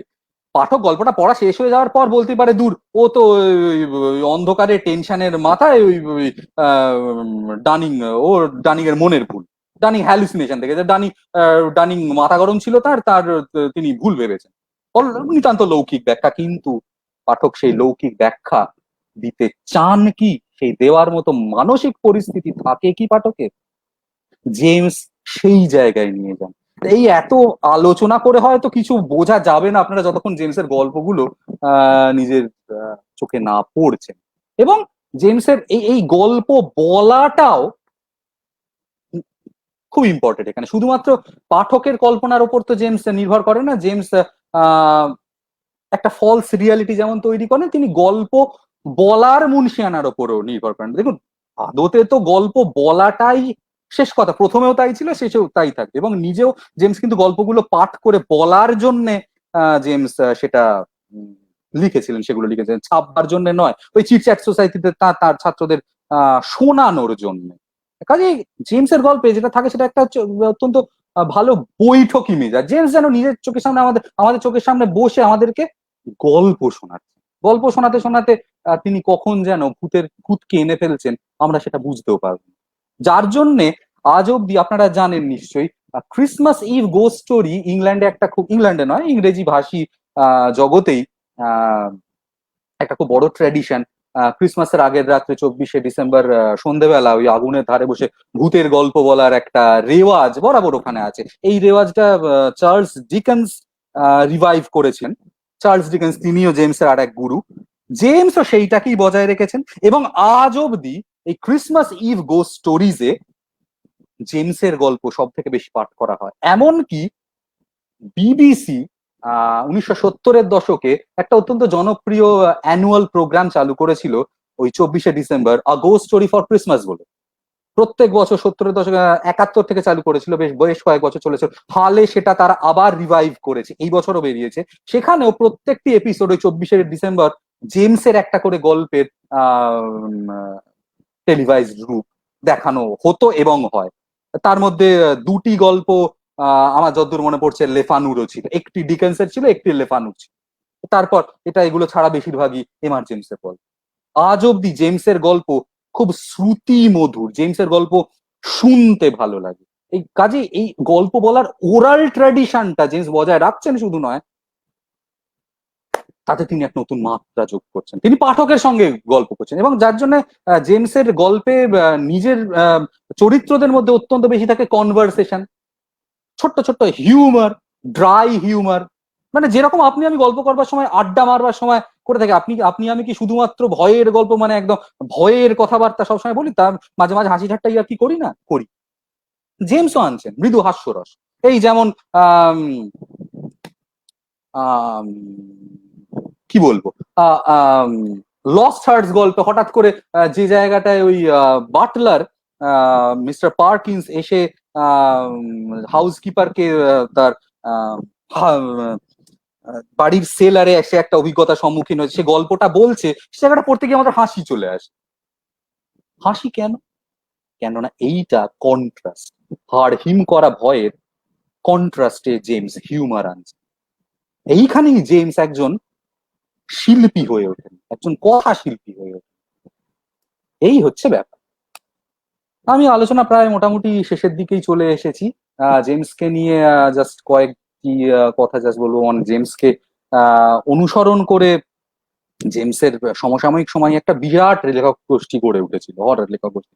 তার মধ্যে সব থেকে আগে যিনি ছিলেন তার নাম করতে হয় Edward Frederick Benson, E F Benson. তারপর ছিলেন Oliver Onions, Bernard Capes, Arthur Quiller Couch, H D. Everett. এটা আপনারা অনেক পাবেন, কিন্তু এরা কেউই জেমসের পর্যায়ে, জেমসের উচ্চতায় পৌঁছতে পারেননি। ইদানিং আবার ওই সুপার ন্যাচারাল হরর, মানে ওই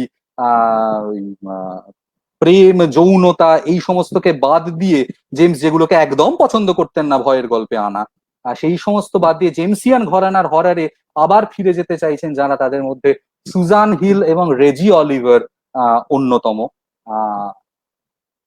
কাজেই জেমস যে আজও অপ্রাসঙ্গিক হয়ে পড়েছেন একেবারেই বলা উচিত না, কিন্তু জেমসকে নিয়ে চর্চা আরো বেশি হওয়া উচিত। কেননা জেমস সাধারণ ভয় পাওয়ানোকেই নিজের মূল উদ্দেশ্য করে রাখছেন।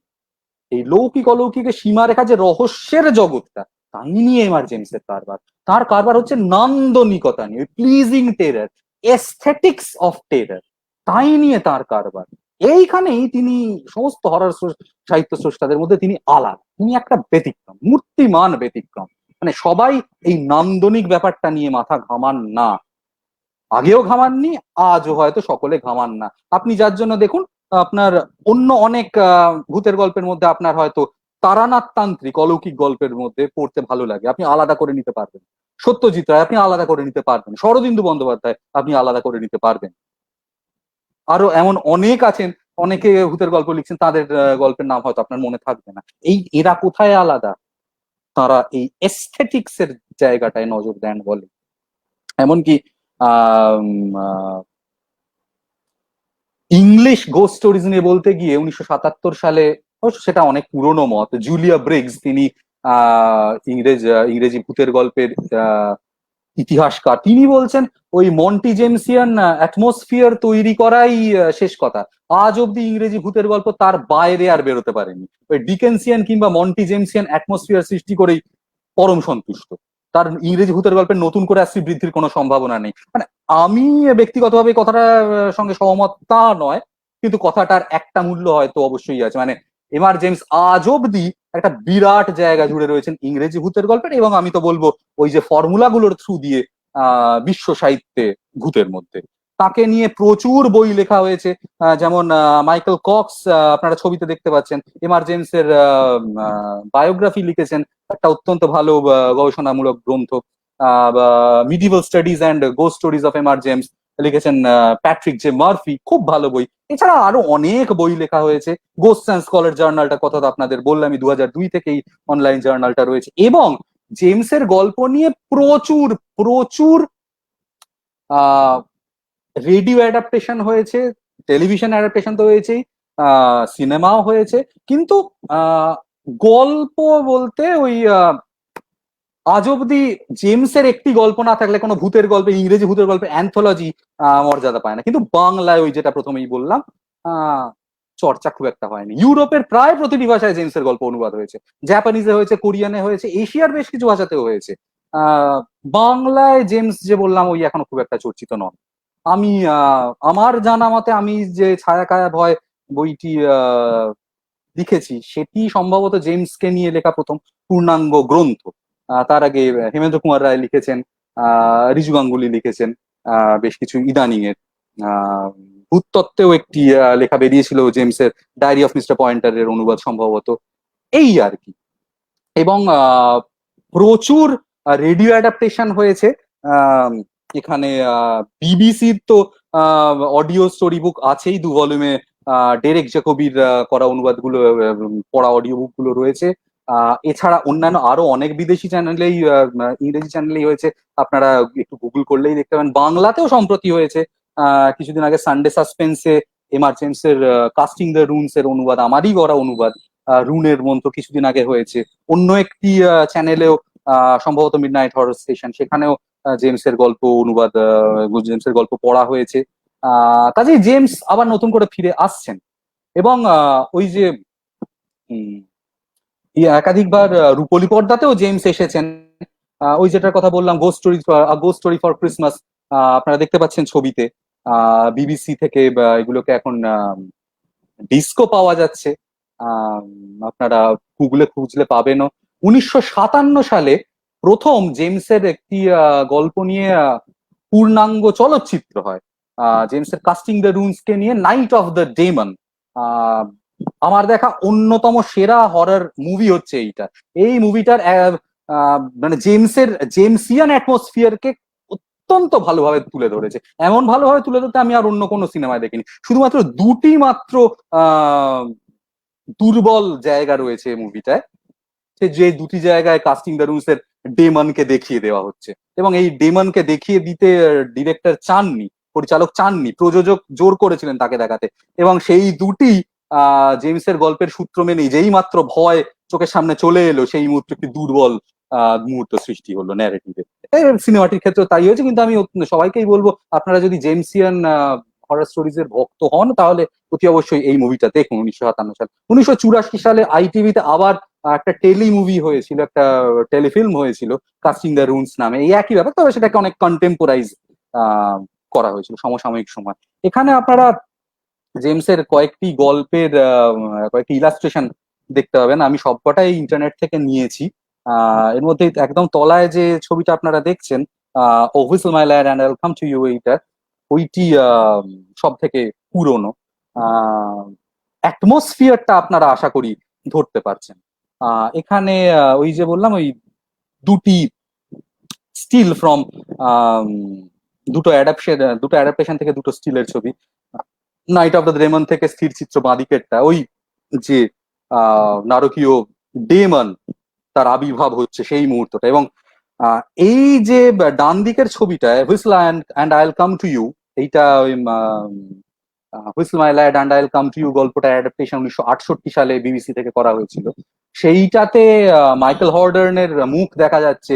জেমসিয়ান হররের মুখ হচ্ছে এই এক অজ্ঞাত অনির্দেশ্য ভয়ের ছবি। এই ভদ্রলোক, ইনি জানেন না ইনি কি দেখে ভয় পাচ্ছেন। ইনি এর সামনে দেখছেন তার সামনের বিছানার চাদরটা যেন খাড়া হয়ে দাঁড়িয়ে উঠছে, এবং দেখে তার মনের ভয়টা তার মুখে ফুটে উঠেছে। এবং একটু পরেই দেখা যাবে বিছানায় কেউ নেই, চাদরটা যেমন ছিল তেমন পড়ে রয়েছে। সত্যি কি চাদরের ভেতরে কেউ ছিল, নাকি ইনি হ্যালুসিনেশন দেখেছেন? ওয়েল, সেটা পাঠকের ওপর। জেমস পাঠককে এই দোলাচলের মধ্যেই রেখে দেন। 1972 সালের গোস্ট স্টোরি ফর ক্রিসমাসের ছবি লস্ট হার্টস, এই লস্ট হার্টস গল্পটিও আমার বইতে আমি অনুবাদ করেছি। একটি বাচ্চা ছেলে এবং একটি বাচ্চা মেয়ে, তাদের প্রেতকে দেখা যাচ্ছে। তারা ভয় দেখাচ্ছে না তারা উপকার করতে চায়, সেটা আপনারা গল্প পড়লে জানতে পারবেন। কিন্তু এই হচ্ছে জেমসিয়ান ভয়ের ভয় বস্তুর মুখ, যাদেরকে দেখা গেলে আপনার হয়তো রাত্রে ঘুম হবে না। ধন্যবাদ। থ্যাংক ইউ রাজস্বীদা। আমরা শুনছিলাম এতক্ষণ ধরে, ইনফ্যাক্ট অনেকে আমার সময় নিয়ে বলবে আলোচনাটা হয়তো। বোধহয় একটু একটু সত্যি কথা, বেশি বড় হয়ে গেল আজকে, সম্ভবত এতটা হয়তো অনেকেরই না ধৈর্য না না, থাকে কিনা জানি না, মাঝে একটু আমি বেশি। শুনছিলাম, আমি ইন্টারাপ্ট করিনি, মাঝে কিছু বলিনি। কারণ হচ্ছে কি, আহ, আমার মনে হয় না জেমসকে এত সংক্ষিপ্ত পরিসরের মধ্যে আগে বলা যা যায় হলে না। এরপর অনেক থেকে যায় জেমস। আমি তোমার ভূমিকা যখন পড়ছিলাম ছায়াকায়া ভয়ে, আমি ইনফ্যাক্ট আরো কয়েকটা বিষয় মানে আমি, তুমি বলছিলে যে ওগুলো ধরা যেতে পারতো, তোমার সাথে আগে যখন কথা হচ্ছিল এই নিয়ে, যেমন ফ্রয়েডের একটা দিক। ইনফ্যাক্ট আমার একটা জিনিস যেটা খুব ইন্টারেস্টিং লাগলো শুনতে গিয়ে, তুমি যখন রোমান্টিসিজমের কথা তুললে আমার কোলরিচের কথা বারবার মনে পড়ছিল। ওনার মধ্যে মিস্টিসিজম ব্যাপারটা আমি যখন পড়েছিলাম, মানে অ্যান্সিয়েন্ট মেরিনার বলো কিংবা তোমার কোলরিজের, কুবলাই খান তুমি বলো, মানে কোথাও গিয়ে মিস্টিসিজমের থেকেও মিস্টিসিজম বড় না কথা, আমি দেখা। কোলরিজের, তুমি যখন কোলরিজের কথা তুললেই আম, আমি আসলে এতটা তাত্ত্বিক জায়গাটায় ঢুকতে হুম, চাইছিলাম না বলেই আমার এখানে প্রেজেন্টেশনে পয়েন্টটা থাকা সত্ত্বেও আমি কিছু বলিনি। দ্যাট ইজ একটা হুম, পয়েন্ট যেটা কথা হয়তো না বললেই নয় মনে হয় তোমার এই প্রশ্নটার পর, উইলিং সাসপেনশন অফ ডিসবিলিফের কথাটা হয়তো তাহলে না বললেই নয়। ওই যে ভয়ে আমরা কেন পেতে চাই সে কথাটা যেটা বলছিলাম, যে আমরা জানি যে আমরা যে এক্সপিরিয়েন্স গুলোর মধ্যে দিয়ে যাচ্ছি ভয়ের সিনেমা দেখার সময় বা ভূতের গল্প পড়ার সময়, আমরা জানি এগুলো আসলে নেই, কিন্তু আমরা তাও আমাদের অবচেতনে সেটাকে দমিয়ে রাখছি। কেন না আমরা ভয়ের রসটা আস্বাদন করতে চাই, এবং রস আস্বাদনের থেকে ওই প্র্যাকটিক্যাল রিজনটা আমরা কতখানি ভয় পেতে চাই সেটা দেখা। ওই ভয় পাওয়ার মধ্যে যে অ্যাডভেঞ্চারটা আছে, ওই অ্যাডভেঞ্চারটাকে উপভোগ করা, এই উপভোগ করাটাই না আসল। সে নাটক বলো, সিনেমা বলো, সাহিত্য বলো। কোলরিজ একদমই তাই। কোলরিজ এইখানে একটা খুব দামি কথা বলেছেন। তিনি একটা টার্ম কয়েন করছেন, willing suspension of disbelief. Disbelief মানে অবিশ্বাস, এই অবিশ্বাসকে স্বেচ্ছায় উইলিংলি সাসপেন্ড করে রাখতে হবে, মুলতুবি করে রাখতে হবে। তোমার যুক্তিবোধ হুম, আছে, আমাদের প্রত্যেকেরই আছে, আমরা যুক্তিবাদী মানুষ, 2020 সালের মানুষ। আমরা আমরা জানি ভূত বলে হয়তো কিছু হয়, ভূত নেই সেই প্রমাণই বেশি। কিন্তু তুমি যখন ভূতের গল্প পড়ছো না, তখন ওই সাহিত্যটা অনুভব করার জন্য, ওই শিল্প বস্তুটি অনুভব করবার জন্য তোমার সেই অবিশ্বাসটুকুকে তোমাকে মুলতুবি করে রাখতে হবে, স্বেচ্ছায় মুলতুবি করে রাখতে হবে, তবে তুমি রসাস্বাদন করতে পারো। তুমি করে নাই রাখতে পারো, একদমই তাই। তুমি নাই করে রাখতে পারো, তাহলে কি হবে? তুমি ভূতের গল্পটা পড়ে বললে দূর, এবার হয় নাকি, যত বাজে জিনিস, ওসব হয় না। ভৌতিক সাহিত্য সেকেন্ড গ্রেড সাহিত্য, ও জিনিস হয় না। মানুষের ক্ষতি করছে ভৌতিক সাহিত্য, অলৌকিক সাহিত্য। মানুষের ক্ষতি করছে কি করছে না সেটা পরের কথা। রসাস্বাদনের প্রশ্নে যুক্তি সব সময় চলে, মানে এটা সব শুধু যে ভূতের গল্পের ক্ষেত্রে যে এটা যুক্তিযুক্ত তা তো নয়, প্রযুক্ত হয় তা নয়। হুম, তুমি নাটক দেখবার সময় যাও, তুমি যখন চোখের সামনে দেখছো যে কি বলে গৌতম হালদার মেঘনাদ বধ কাব্য অভিনয় করছেন, তুমি জানো এটা একটাই লোক, একটাই লোক তিনটে লোকের চরিত্রে অভিনয় করছে, তুমি জানো ওটা লঙ্কা নয়, তুমি জানো ওখানে যেটা আছে সেটা রবীন্দ্র সদনের stage, that is not Lanka, ওটা লঙ্কার যুদ্ধক্ষেত্র নয়, এবং ওখানে পাঁচটা চরিত্র নেই, ওখানে একটাই চরিত্র আছে। কিংবা তুমি যখন সে উইলিয়াম শেক্সপিয়ারের টেম্পেস্ট দেখছো, তুমি চোখের সামনে দেখছো যে এটা স্টেজ, এটা সমুদ্রের মাঝখানে কোনো দ্বীপ নয়, কিন্তু তুমি তো সেটা নিজের মনকে বুঝিয়ে নিচ্ছ যে না, এই আমার চোখের সামনে আমি যেটা দেখছি এটা সমুদ্রের মাঝখানে একটা দ্বীপ, এখানে ম্যাজিক হচ্ছে, এখানে আহ এমন অনেক কিছুই ঘটছে যেগুলো আদতে ঘটে না, সেটা তো তুমি নিজের মনকে বুঝিয়ে নিচ্ছ। দেশ দিব্যি, এইটা হচ্ছে উইলিং সাসপেনশন অফ ডিসবিলিভ। এটার সঙ্গে যুক্তিবাদের আছে কি নেই, হয় কি হয় না, তার কোনো সম্পর্ক নেই, রসাস্বাদনের একদম, সম্পর্ক।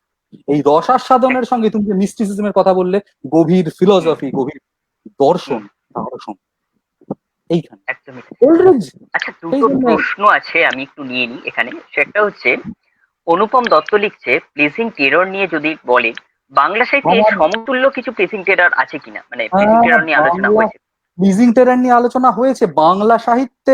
দেখুন, জেমসিয়ান ঘরানার প্লিজিং টেরারের ধারণাটা তো আমি বললাম। আমাকে যদি জিজ্ঞাসা করেন সমতুল্য কিছু আছে কিনা, আমি বলবো নেই। ইংরেজিতেও কতখানি আছে সেটাও সন্দেহ। বাংলায় একদমই। ভূতের গল্পের ঘরানাটা সম্পূর্ণ আলাদা, অনেক দেশজ এলিমেন্টস ঢুকেছে। হুম, অবশ্যই বাংলা যেহেতু ভূতের গল্প ছোট গল্প ঘরানাকে কেন্দ্র করেই গড়ে উঠেছে, এবং বাংলা ছোট গল্প যেহেতু ইংরেজি ছোট গল্পকে মডেল করে অনেকটা গড়ে উঠেছে, কাজেই সেই ইনফ্লুয়েন্সটা রয়েছে, এবং সেই ইনফ্লুয়েন্সের মধ্যে দিয়েও আমি তো বললাম যে ভূতের গল্প হেমেন্দ্র মানে কুমার রায় আসছে তো। হুম। আছে, কিন্তু প্লিজিং টেরার অ্যাজ সাচ সেই হ্যাঁ, অর্থে নেই। ছোট সেই গল্পের অর্থে মধ্যে নেই। দিয়ে জেমসিয়ান ফর্মুলা বাংলা গল্পে অনেকই ঢুকেছে, আমি বললাম হুম, যেগুলো হুম। যেরকম সেই নিয়ে আরো অনেক সত্যজিৎ পরে, রায়ের প্রসঙ্গ এলো, হ্যাঁ। ইনফ্যাক্ট পরে তাই নিয়ে আমাদের আরো একটা আরো আমাদের একটা প্রজেক্ট আসছে, আমি একটা সেটা একটা নন ফিকশন প্রজেক্টে হাতে হুম, খুব তাড়াতাড়ি দেব। আহ, সেখানে এইটা নিয়ে লিখবো, এখানে আর তাই কিছু বলছি না। হুম। আম, কিন্তু অ্যাজ সাচ যদি প্লিজিং টেরারের কথা বলা হয়, আমার মনে হয় না সেই রকম খুব সচেতন ভাবে এই জিনিসকে লেখা হয়েছে। কিন্তু আবার দেখুন, বাংলায় নিজস্ব ঘরানার প্লিজিং টেরার তো লেখা হুম, হয়েছে, আমি তারানাথ তান্ত্রিকের কথা বারবার হুম। বলবো। একদমই তাই। নিজস্ব ঘরানার একদমই তাই। লেখা, এবং এবং এবং তুমি দেখবে শুভদীপ, যে হুম, গল্পগুলোকেই তুমি খুব উন্নত মানের সাহিত্য তুমি বলছো, তারানাথ তান্ত্রিকই ধরো, হুম, সেখানে কিন্তু হুম। কখনোই কেন্দ্রে ভূত থাকলেও বা অলৌকিক থাকলেও সেটাই কিন্তু সবটা জুড়ে নেই, তার বাইরে একদমই তাই। আশেপাশে আরো অনেক রয়েছে। আরে বাবা, আমাদের আমাদের শুধু হৃৎপিণ্ডটা নিয়ে তো মানুষের দেহটা নয়, এখানে চোখ, নাক, হাত, পা, কান সবই তো থাকে, তাই না? তারানাথ তান্ত্রিকের ক্ষেত্রেও তুমি দেখবে, এমার্জেন্সির ক্ষেত্রেও দেখবে, ভূত কেন্দ্রে আছে, কিন্তু সেটাই সব নয়। পটভূমি নির্মাণ, এই সমস্ত একদম। পটভূমির সঙ্গে পাঠককে একাত্ম করে নেয়, এই সমস্তটা মিলে প্লিজিং টেরার তৈরি হয়। এখন জেমসিয়ান একদম। ঘরানার প্লিজিং টেরারই যে হতে হবে ওটা তো কেউ মাথা দিব্যি দেয়নি। বাংলার নিজস্ব ঘরানার প্লিজিং টেরারও হতে পারে, তবে যে ঘরানারই হোক না কেন, একদম। প্লিজিং টেরার আমি এটুকু বলবো একটা অত্যন্ত উন্নত মানের আর্টিস্টিক শৈল্পিক মূল্যবোধ, শৈল্পিক হাত, শৈল্পিক চেতনা ডিম্যান্ড করে। সেটা যে কোনো ভাষাতেই হয়তো কোটিকে গুটি মিলে, এইটুকুই বলবো। কেননা সুসাহিত্যিক, ওয়েল, এটা মানে সাহিত্যের বৃহত্তর আলোচনার জায়গায় চলে যায়। সবাই সুসাহিত্যিক হন না, সাহিত্যিক অনেকেই হন, সুসাহিত্যিক হয়তো সকলের একদম অনেক। যার জন্যই জেমস একদম। মাস্টার অফ ম্যাকাবার, লাভক্রাফট মাস্টার অফ একদম। ম্যাকাবার সবাই নন, জেমসের অনুগামীরাই অনেকে নন। এই হুম, একদমই তাই। আরেকটা প্রশ্ন আছে এখানে, রাহুল নাগ লিখছেন যে এমআর জেমসের বইগুলো ও অনুবাদ, ওনার ওপরে রিসার্চ জন্য যদি কিছু রেফারেন্স পাওয়া যায় তাহলে ওনার খুব ভালো হয়। আহ, অনুবাদ বলতে আপনি কি বাংলা অনুবাদের কথাই বলছেন ধরে নি? অনুবাদ মানে হুম, অন্যান্য ভাষার অনুবাদের কথা এখানে বলে খুব একটা লাভ হবে না। হ্যাঁ বাংলায় সেটাই। অনুবাদ বলতে প্রথম অ্যাডাপ্টেশনটা হয়েছিল হেমেন্দ্র কুমার রায়ের। হেমেন্দ্র কুমার রায় ও হুইসল মাই লাইট অ্যান্ড আইল কাম টু ইউ, যেটা একটু আগে বললাম, ওই হুম গল্পটার হুম একটা অ্যাডাপ্টেশন করেছিলেন অনেক কাল আগে মৌচাকে প্রকাশ হওয়ার জন্য। কিন্তু সে অ্যাডাপ্টেশনটা সেটাকে উনি সমুদ্র তট বলে কোনারকে এনে ফেলেছিলেন। কিন্তু হুম হুম সে গল্প মানে নিতান্ত কিশোর পাঠ্য করে তোলা হয়েছে। একটা কথা আমি অবশ্যই বলবো, যেটা বলে রাখা উচিত, জেমসের গল্প কিন্তু আদপেই শিশু কিশোরদের পাঠ্য নয়। এটা অত্যন্ত ম্যাচিওর সাইকোলজিক্যাল হরর, রীতিমতো মানে বড়দেরই গল্প, মানে প্রাপ্ত হুম বয়স্ক এবং প্রাপ্ত মনস্কদের গল্প। প্রাপ্ত মনস্কদের গল্প মানে কেউ যেন ভেবে না বসে তাতে মানে প্রেম যৌনতা ইত্যাদি ছড়াছড়ি, হুম একদম না। শরীর যৌনতা এসবকে জেমস এনে ফেলতেই চান না একদম। এসবকে তিনি সযত্নে ভূতের থেকে শতহস্ত দূরে রাখতে চান। কিন্তু তিনি জেমস জেমস যে মনের অন্ধকার গভীরে ডুবটা দেন, সেইটা অনন্য। সেই জন্যই এটা প্রাপ্ত বয়স্কদের জন্য, বোধের জন্য। জেমসের গল্প হয়তো একবার পড়ে হয়তো বোঝাটাও একটু টাফ, আমি জানি না, অনেকের পক্ষে হতে একদমই পারে। তাই। একদমই তাই। তো ইনফ্যাক্ট আমি যখন আহ, মনের মন্ত্র শুনছিলাম, মানে বিভিন্ন সময় না বিভিন্ন ইন্টারপ্রিটেশন আসে, বিভিন্ন রেফারেন্সের কথা আসছে। এই ইনফ্যাক্ট কানেক্ট করে একটা নেওয়াটাই তো জেমসের গল্পের ইউএসপি। জেমস পাঠককে একদম। বাধ্য করেন মাথাটা খাটাতে, সব ভূতের গল্প সেটা হুম করবেন, জেমস বাধ্য করবেন। আচ্ছা এইটা ওই হয়েছিল, তার মানে ও আচ্ছা আগে ওইটা হয়েছে, তার মানে এটার সঙ্গে ওইটার একটা কিছু সম্পর্ক আছে। তারপর যে ভয়ের ছবিটা, সম্পূর্ণ ছবিটা তোমার চোখের সামনে ফুটে উঠলো, তখন তুমি ভাববে উড়ে বাবা এই ব্যাপার, এটা বুঝতে পারিনি। ভয়ের গল্পের সঙ্গে সঙ্গে কেন একটা রহস্য গল্পও চলতে থাকে পাশে, এইটাই ব্যাপার। আর বাংলায় ভূতের একদমই জেমসের তাই। গল্পের হ্যাঁ, মানে অনুবাদ প্রত্যেকটা বলতে, পর্বে হচ্ছে একটা ওই ডিটেকশনের কাজ চলছে, মানে ওই হঠাৎ হ্যাঁ করে সেটাই নামটা চলে গেল। জেমসের ভূতের গল্প তারপর ইদানিং এ অনুবাদ হয়েছে। রিজু গাঙ্গুলি অনুবাদ করেছেন দু তিনটি গল্প, তার গল্প গ্রন্থগুলোতে সেগুলো জায়গা পেয়েছে। আহ, তোমরাই তো ভূতত্ত্বেই বোধহয় একটি অনুবাদ করেছিলে, ডায়েরি অফ মিস্টার পয়েন্টারের। আমি যে হুম হুম গল্পটি হুম অনুবাদ, যে বইটি লিখেছি, ছায়া কায়া ভয়, ঋত প্রকাশন থেকে বেরিয়েছে। সেটাতে আমি এই যে কথাগুলো বললাম এইগুলো নিয়ে একটি সংক্ষিপ্ত আলোচনা ভূমিকার আকারে, এবং যে 5টি গল্প আমি অনুবাদ করেছি সেগুলো টিকাও দিয়েছি। মানে ইনফ্যাক্ট তুমি বুঝতেই পারছো শুভদীপ, টিকা ছাড়া এমার্জেন্সের গল্প বাংলায় বসে বোঝাটা একটু ডিফিকাল্ট বলে আমার মনে হয়েছে। সম্ভব না। যে একদমই এমার্জেন্সের গল্পের একদমই একদমই। মূল রসকে ধরে রেখে, মানে ওই সময় কালটাকে ধরে রেখে আমার মনে হয়েছে বোঝাটা মানে মাথা দিয়ে যদি বুঝতে হয় একটু বোঝাটা ডিফিকাল্ট বলে আমি টিকা দিয়েছি। তো হুম হুম সেটা তিনি জোগাড় করতে পারেন। আর রেফারেন্স বইয়ের কথা যদি হুম বলেন, আহ, বাংলায় সেই অর্থে রেফারেন্স বই কিছু নেই, ইংরেজিতে প্রচুর আছে। আমি ওই যে দুটো বইয়ের ছবি দেখালাম, মাইকেল কক্সের এমার্জেন্স অ্যান্ড ইনফর্মাল পোর্ট্রেট, আর প্যাট্রিক জে হুম মার্ফির কি যেন বইটার নাম, hmm emergence medievalism and spirits, বোধহয় বইটা না, আমার এই মুহূর্তে মনে পড়ছে না। আমি দাঁড়াও ছবিটা আমি দেখছি। এই দুটো বই খুবই ভালো। এছাড়া প্রচুর প্রচুর বই আছে, মানে কিছু না হলেও হ্যাঁ, প্যাট্রিক মার্ফির বইটার নাম হচ্ছে medieval studies and the ghost stories of emergence. এছাড়া আর কিছু না হলেও যদি কেউ অক্সফোর্ড ইউনিভার্সিটি প্রেসের যে বইটা আছে ড্যারিল জোন্স সম্পাদিত, সেটা পড়েন, সেটা থেকে অনেক ইয়ে পাবেন। জেমসের গল্পের সব থেকে মূল আমি কথা যেটা, একদম সেটা হচ্ছে সাসপেন্স। ইনফ্যাক্ট আমার মনে পড়ছে একদমই। রুথ রেন্ডেল, রুথ রেন্ডেলের নাম আমরা সবাই শুনেছি, মানে প্রথিতযশা রহস্য আহ, গল্প লেখিকা। তিনি বলেছিলেন এমআর জেমসের থেকে কেউ সাসপেন্স তৈরি কি করে করতে হয় শিখুক। তিনি বলছেন মানে এক একটা বই আছে না যেগুলো পড়বার পর মনে হয় কেন পড়লাম মানে পড়ে ফেললাম, মানে তো প্রথমবার পড়ার চার্মটা আর পাবো না। জেমস হচ্ছেন সেই ঘরানার লেখক, মানে যার গল্প পড়ার পর শেষ করার পর মনে হলো ইস লেখাটা শেষ হয়ে গেল, আবার প্রথমবার পড়বার চার্মটা পাবো না। কেন না, ওই সাসপেন্স। এই একদমই। সাসপেন্স নিয়ে আমার মনে পড়ছে কোন একটা পত্রিকা একখানা একটা স্পেশাল ইস্যু করেছিল, মানে আমি একটা একাডেমিক জার্নালের কথা বলছি, কিন্তু সেটা কোন জার্নাল আমার এই মুহূর্তে মনে পড়ছে না। তাদের সেই জার্নাল, সেই স্পেশাল ইস্যুটায় জেমসের সাসপেন্স নিয়ে প্রায় গোটা তিনেক লেখা ছিল, কোন একটা একাডেমিক জার্নাল, আমার এই মুহূর্তে I don't recall the name. হ্যাঁ, তো এই আশা করি আহ, উত্তর হুম, পাওয়া গেছে। একদমই তাই। ইনফ্যাক্ট আমি আর একটা যেটা ছোট্ট কথা বলে যেটা দিয়ে শেষ করবো সেটা হচ্ছে যে আহ, যে সত্যি বাংলায় জেমসটা এখনো আনএক্সপ্লোর্ড, এবং সব থেকে বড় যেটা, শুধু জেমসের কথা বলবো না, সঠিক অনুবাদ খুব কম হয়। না, মানে আমার আমার অ্যাকচুয়ালি অনুবাদ যখন হয়, হ্যাঁ, ছায়াকায়া ভয় তখন বেরোনোর সেক্ষেত্রে পর হুম, আমি ভেবেছিলাম যে জেমস কে বাঙালি পাঠক কতখানি নেবেন আমি জানি না, কিন্তু তারপর আমার কাছে যেরকম আমার কাছে অনেকেই অনুরোধ এসেছে যে জেমস পড়ে আমাদের ভালো লেগেছে, আপনি কি তারপর কিছু ভাবছেন? আমি সত্যি কথা বলছি, আমি প্রথমে ভাবিনি যে জেমস নিয়ে আর হয়তো কাজ করব।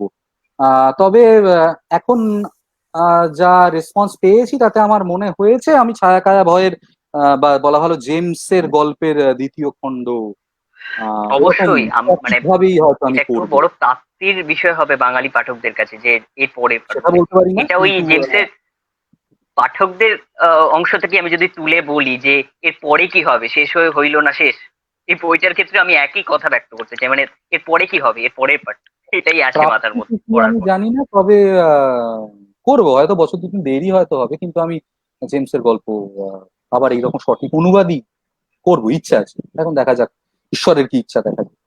হুম। এই ব্যাপার। বেশ, আমরা মোটামুটি প্রায় 2 ঘন্টার কাছাকাছি হয়ে গেল, 1 ঘন্টা থেকে। হ্যাঁ, এবং মনেও হয়নি সত্যি কথা বলতে যে কখন হয়ে গেল, কারণ সত্যি এতটা ভেতরে চলে গেছিলাম যে সে বিভিন্ন দিকগুলো নিয়ে।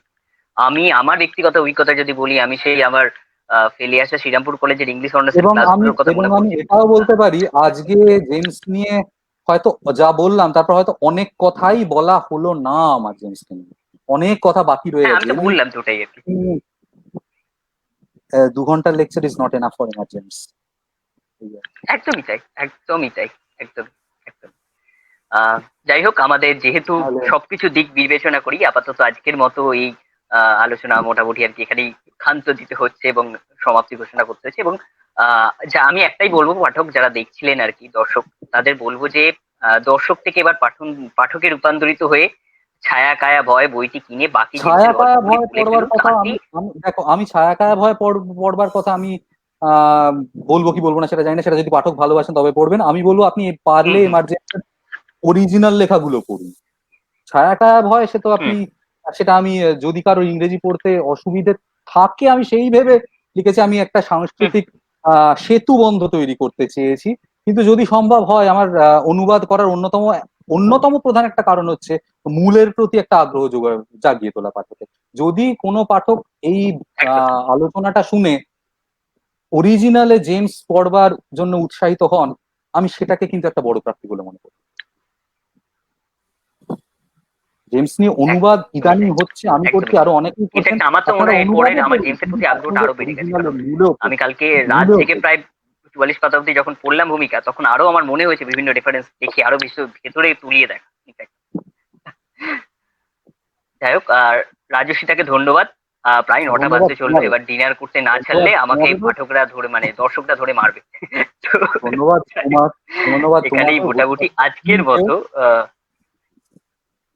এবং যারা সঙ্গে রইলেন তাদেরকে ধন্যবাদ। আসছি তাহলে। একদম অসংখ্য ধন্যবাদ রাজস্বিতাকে। এবং আগামী শনিবার আবার দেখা হচ্ছে আরেকটি ভূতত্ত্বের লাইভ অন ভূতত্ত্বের আরেকটি আকর্ষণীয় মনোজ্ঞ সেশন নিয়ে। আপাতত শুভরাত্রি, ভালো থাকবেন।